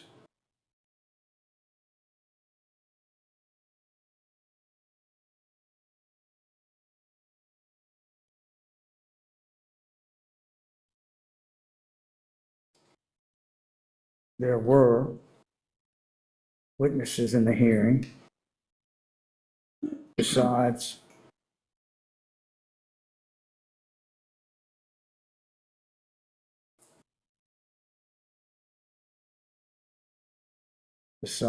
the applicant's attorney, Chelsea Garrett, and the planning director, Mr. Kevin Rothwell.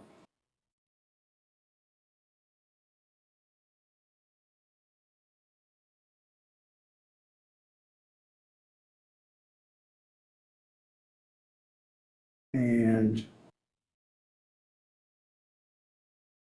evidence from those witnesses includes that.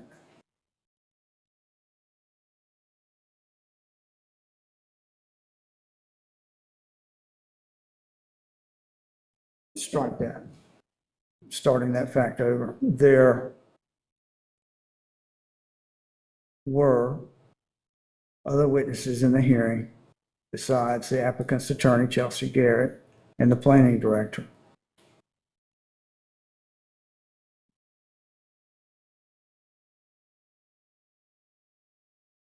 Mr. Chair, Yes, sir. would the applicant be the witness, not so much Ms. Garrett? No, that was Miss Garrett up there. Another witness was David Harwood, architect, whose address is 304 Sunset Drive, Blowing Rock, North Carolina. Another witness was Adam Rice, a general contractor,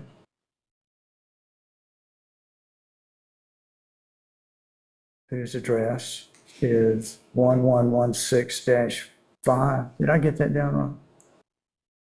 Main Street, Blowing Rock, North Carolina.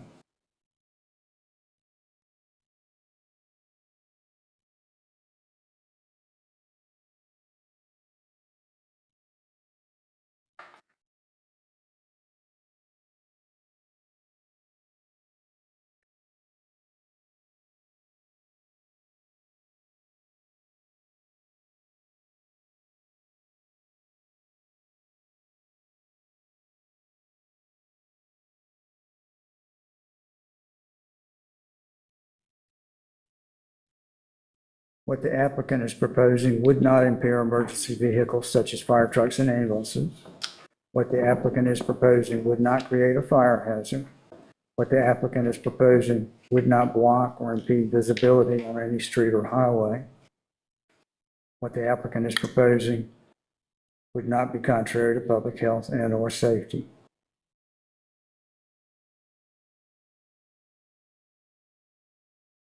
Unique features of this property include the property is unique when compared with the other properties on Main Street, especially the east side buildings.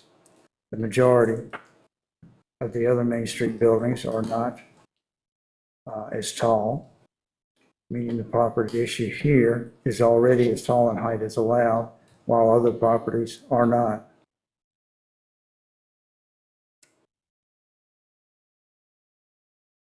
The zoning height restriction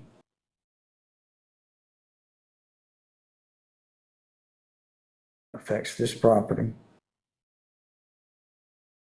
more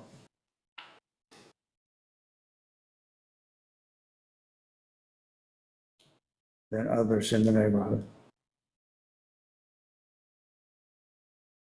Any other facts that any board member thinks we should add? I have a couple more questions for Kevin before we close. Okay, all right, go ahead. Kevin, I think I've kind of already asked this, but I want to make sure I understand. You're your understanding is 12.6.7.1 would have applied to, central business prior to 2006. Yes, Okay, so in 2006, that's when you added town center, correct? yes. So in Well, 2006, no, we added standards for central business alone. And 2010 to 12, somewhere in there, we added town center as a new zoning district. okay, is in 2006, were the various zoning districts in these two sets of parentheses, were those theirs, best if you recall, if you know? Yes, They were. So at 2006, they didn't include central business, town center, et cetera. They didn't include anything that's not there now.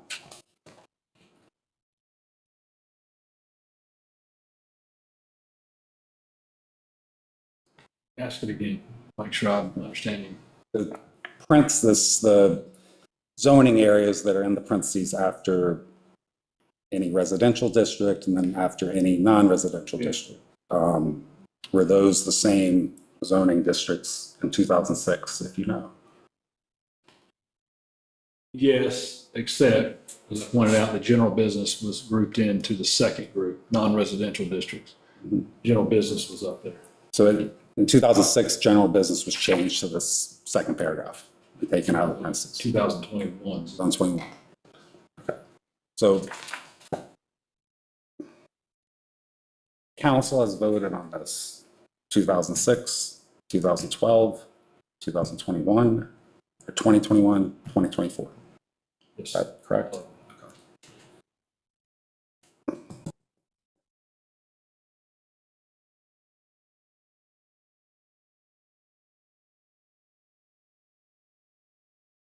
To your knowledge, during those 4 different council meetings where they approved these ordinances, was it discussed that 12.6.7.1 was not going or did not apply to central business, town center, or most recently 2024 didn't apply to town center east, town center west, town center sunset?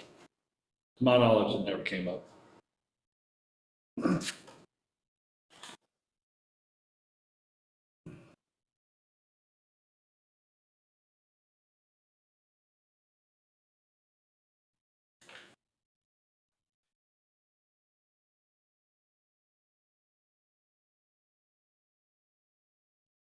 Okay, that's all, thanks. Anyone else have any facts you want to add? Mr. Ronfalk, are there any buildings in that same block or the next 2 blocks that are similar or close in height that they would have to have the same variance if the structure?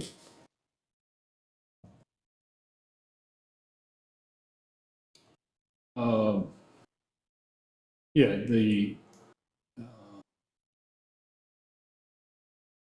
so there's the Blue Ridge Realty. Is that what's there? The short building? I think it is. Used to be Hans Kohler. The 2 buildings to the left would be or similar. They're probably more like 27 feet, 26 feet, somewhere in there. And then this building at 30. So they would be close. Not. This is the tallest building on that side of the street.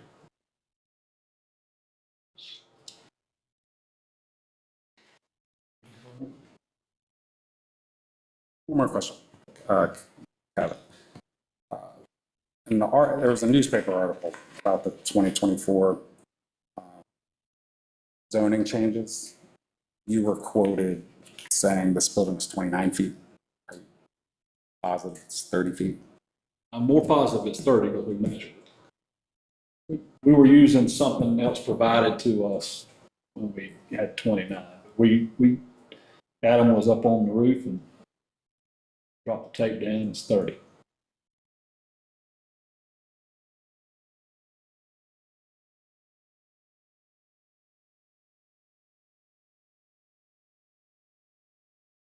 Anything further?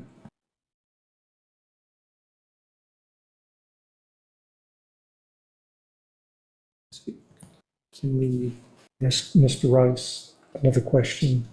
Yeah. Okay. Kevin, can you pull up some more of my images, please? Mr. Rice, if you'd come back.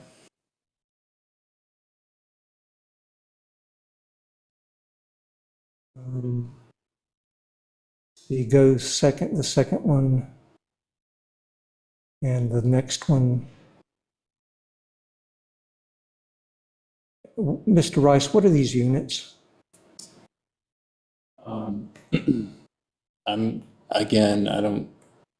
They could access and be shared space. I was told by the owner, and I'm only hired to construct any work on the second floor and above. I have not located where those units are, whose units they are, and or what the remaining items over there are. I know they do not own access to that alley, and I was told that their property line ends at the perimeter of the building. Can you go to the previous Previous slide, slide? go all the way around, probably. No, go back. Well, you saw that was it. No, Hang on a minute. Wait. Okay.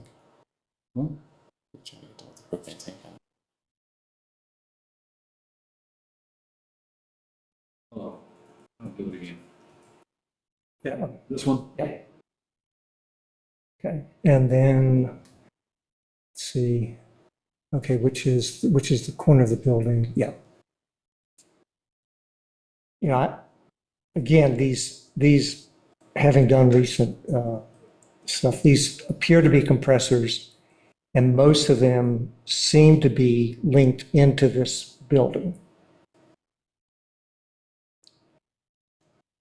You have questions? No, I'm just saying, because I assume what you're going to be putting on the roof are compressors, not cooling coils and heating coils and evaporators and all that. What you're putting is going to be compressors.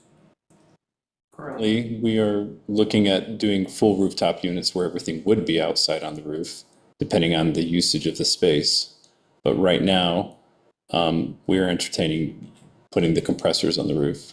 So that's what you're needing access for. Correct. Anything further? Anyone have anything further as regards to facts before we move on? I have a question for Mr. Rice. Just to confirm on the record, does your client, our client, applicant, own any portion of that alleyway? To my understanding, no, and we were instructed to not use it, so. By who? By our client. And are those compressors in that alleyway your clients? I couldn't confirm that. I'm not sure if they are or not. Okay. So. And those kind of reach outside my scope of work with my client. So I'm sorry if I'm vague, but I don't have the answers to that question. Your testimony earlier was that the footprint of the building ended at, the property line ended at the footprint of the building. That's correct. That's what I was told by the client. Okay.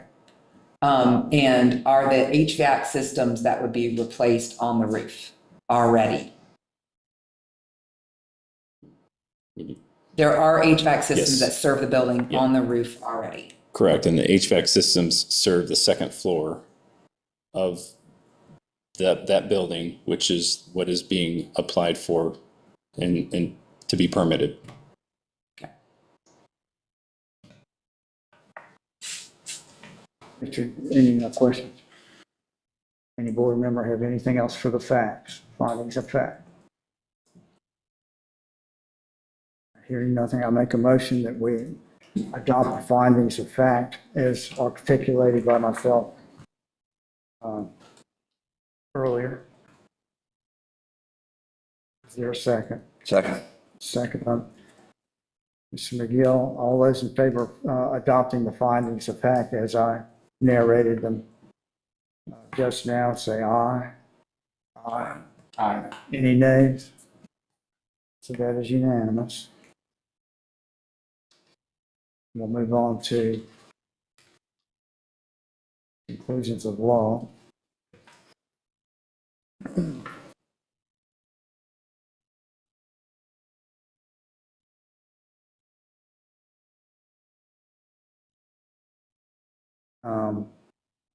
Let's have a bit of a roundtable discussion about factor number one, about evidence that unnecessary hardship would result from the strict application of the regulations.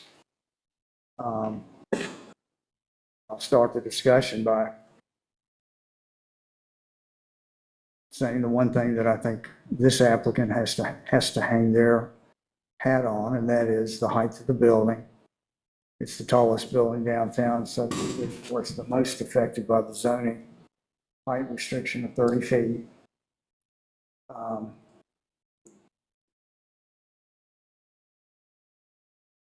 Which is more hardship than the neighbors are suffering. And to add this stairway structure would require a variance of 5.5 feet.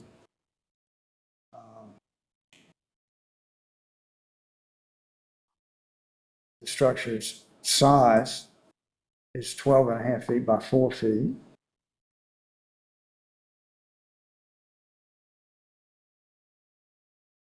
Which I don't think is huge, and I don't think affects the height aesthetic that obviously these building height restrictions were meant to address, not to have some god-awful tall building on a small downtown street. I think 5.5 feet stays within that spirit.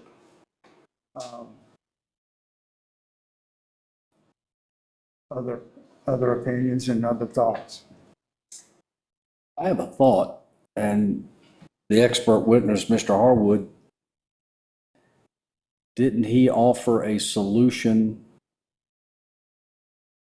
that would allow the HVAC units to be moved up there without the structure being built, with that, whatever the term for that?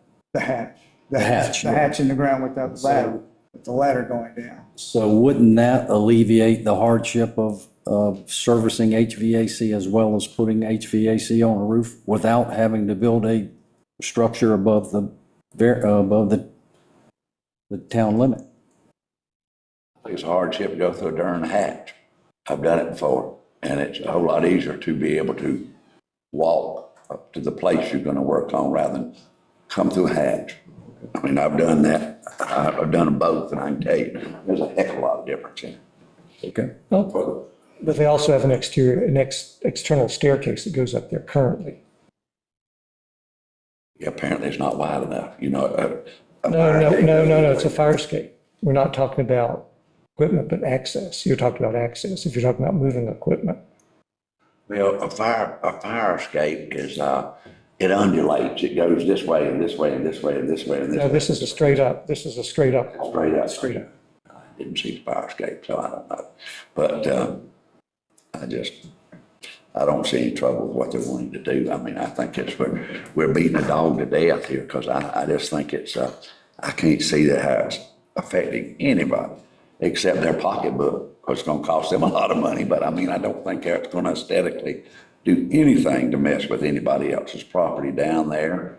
I don't think anybody's going to look up that high and see it. If they do, it's still not going to appreciably detract from the downtown landscape, I don't think. I mean, when you go up a staircase and you can go to the roof and put it on there and do what you need to do and get inside access to it, rather than there's a lot of times in the year you can't use that fire escape to get up anywhere. because it's frozen and everything else. So I just don't know why we're beating it to death. I think we're beating it to death, and I think it's very, very, I think they made a case for it. I think it's a good case for it, and I just don't know why in the world we're trying to redesign something for them with a hatch, because a hatch is just, it doesn't work. It doesn't work. Well, the property next door has a hatch, Paul. That was their decision. Well, we've had an Well, you said- you expert, said- we've had an expert witness say that hatches do work. I mean, so Well, I don't think the expert witness say a hatch is accessible or as easy to do your job as it is with stairs up there, but, perhaps. You're talking about a permanent structure for something that's going to be used occasionally. Yeah. Let's do this. Let's do this backwards. Let's go to factor number 4 and address it, and then 3, and then 2, and then get to what is always the most difficult, which is the unnecessary hardship. Number 4 is that the variance is consistent with the spirit, purpose, and intent of the regulations, such that public safety is secured and substantial justice is achieved. Let's discuss this one. I'll lead off. I didn't hear about any harm that's going to be caused to any neighboring property. I'll say again, going back to the spirit, purpose, and intent of the regulations here in number 4, it's 5.5 feet, and not something that greatly towers over our small Main Street.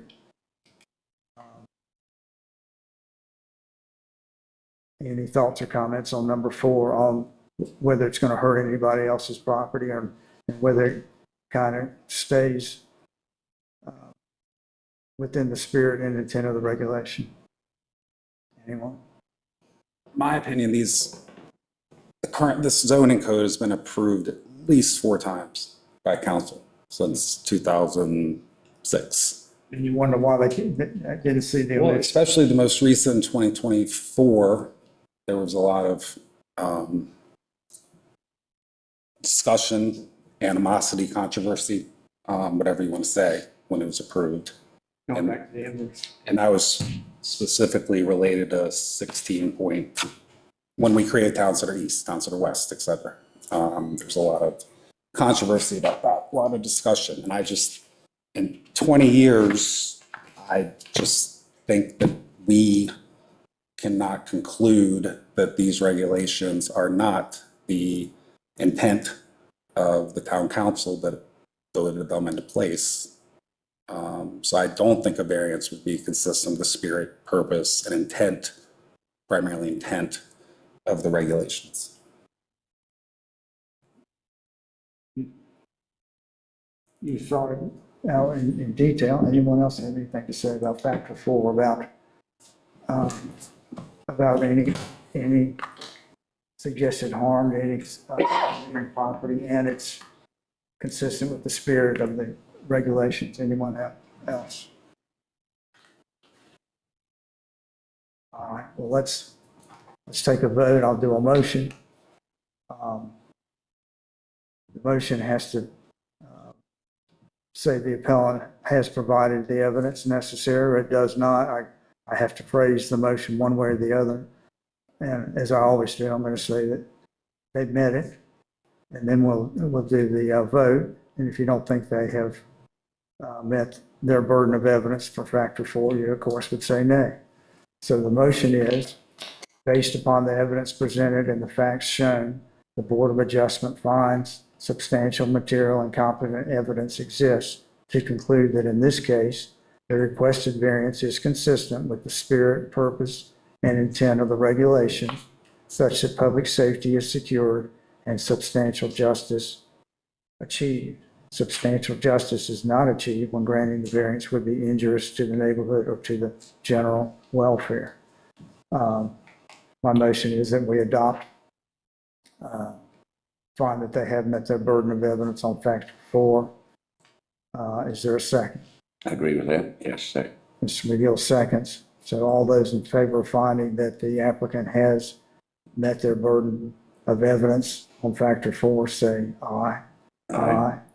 So I've got 1, 2, got 3. All those find that they have not met their burden, say nay. And Nay. 3 nay.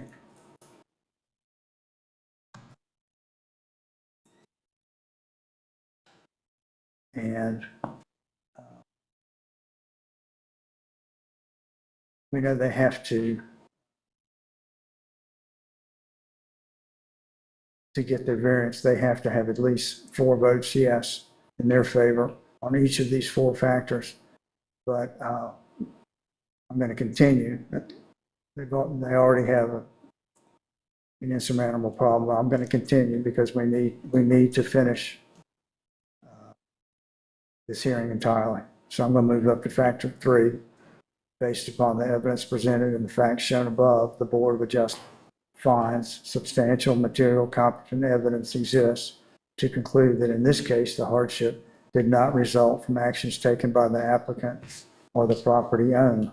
The act of purchasing property with knowledge that circumstances exist that may justify the granting of a variance shall not be regarded as a self-created hardship. I make a motion that we find that the applicant has met their burden for factor number 3. Do I have a second? second. Mr. McGill seconds. All those in favor of finding that they have met their burden on factor 3, say aye. Aye. Aye. And I've got 3 ayes. No. Nay, Mr. Goodson? Yes. All right, so I got 3 ayes. 4. I'm 4 ayes. 1, 2, 3. Can we have a little discussion here? Or not? I guess you're just going to read it and we're going to vote. No, I thought. Again, I'm not an HVAC expert. It looks to me that what Mr. Rice was talking about is what's going on the roof or compressor units similar to what's 2 doors up. Mhm. It looks to me that currently they're wanting to move, while they don't own it, and they recognize it doesn't own it, I've not heard a reason other than he's told they were going to move the units up there, that they need to move the units from the alleyway to the roof.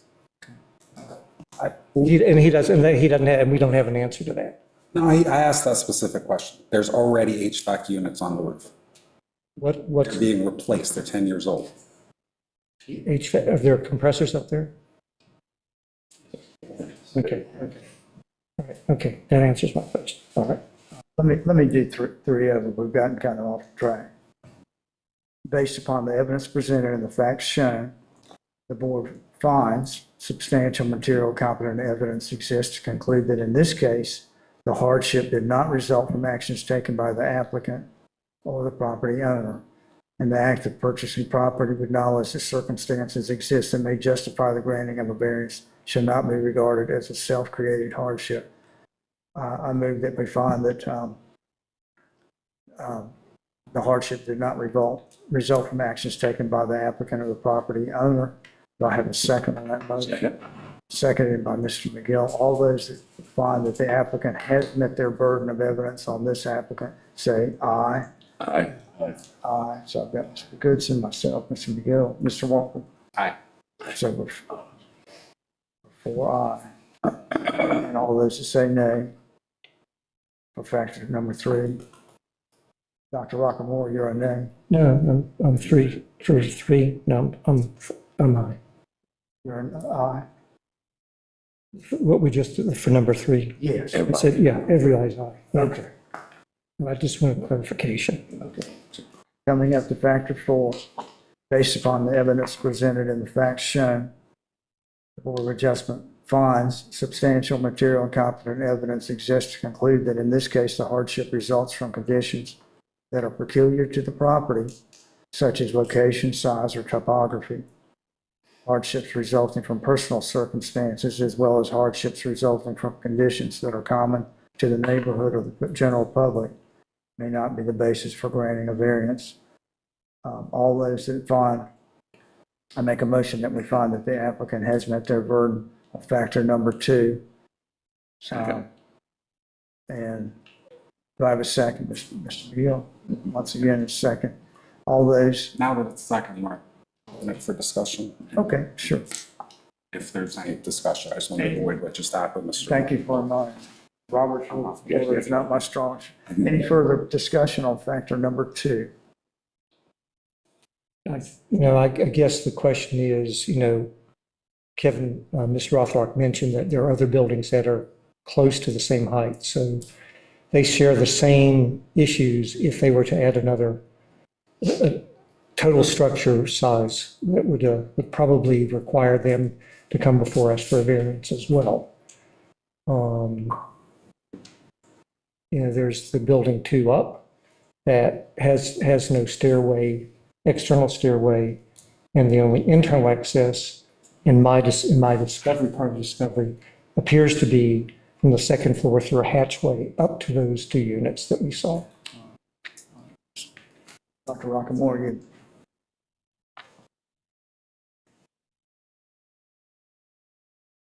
Say anything? All right, let's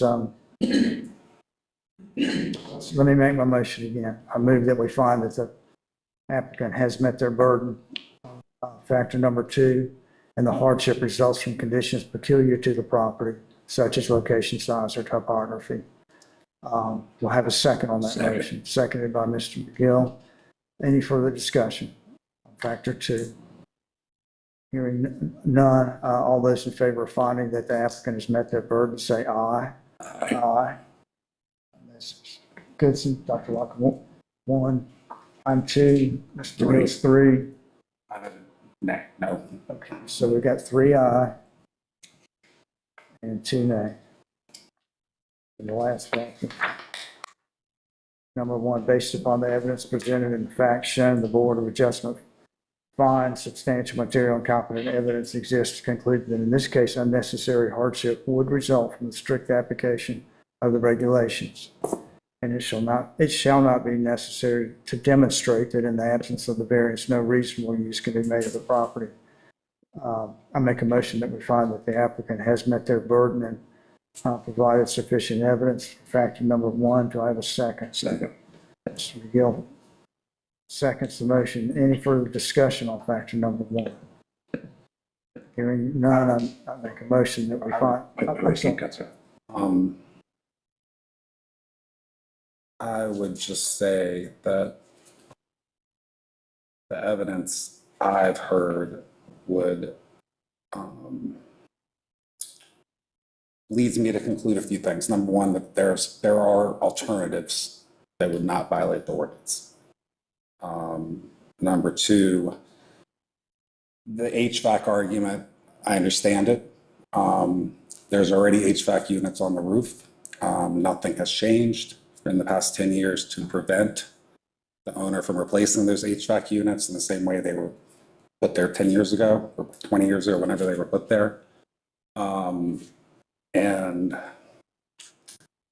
my takeaway is that the goal of this stairwell, the evidence I've heard, is for the purposes residential roof access, which would be convenient for the property owner. That's convenience, shouldn't be considered.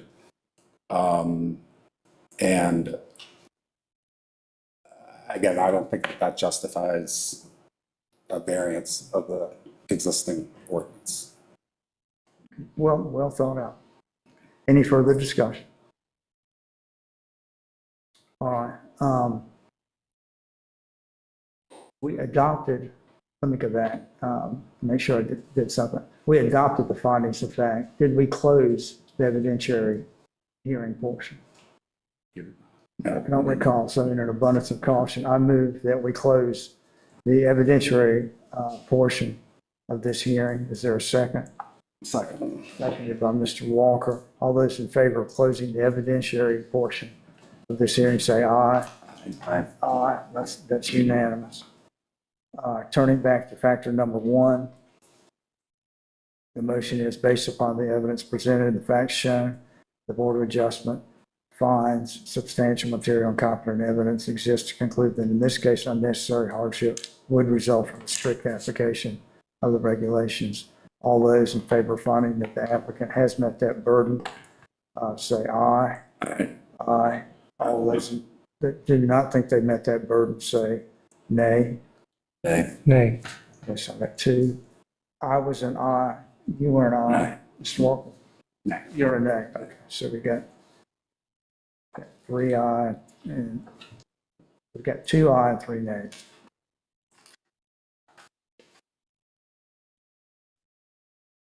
The Board of Adjustment not grant the applicant a variance to take the actions stated in number 5.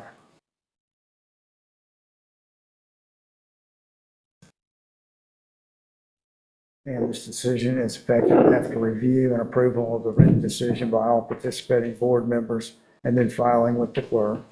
The Board of Adjustment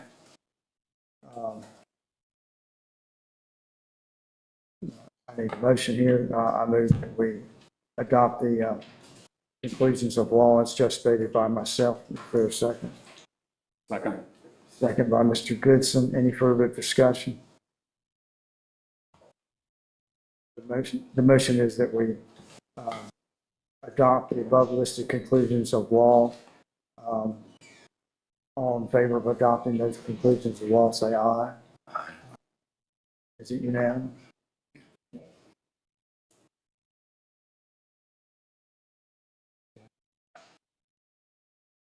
And Board of Adjustment did adopt the conclusions of law by a unanimous vote. Make a motion that we adjourn this meeting of the Blowing Round Board of Adjustment. Is there a second? Second. Second by Mr. McGill. Any further discussion? All those in favor of adjournment, say aye. Aye, it's unanimous. Good evening to all.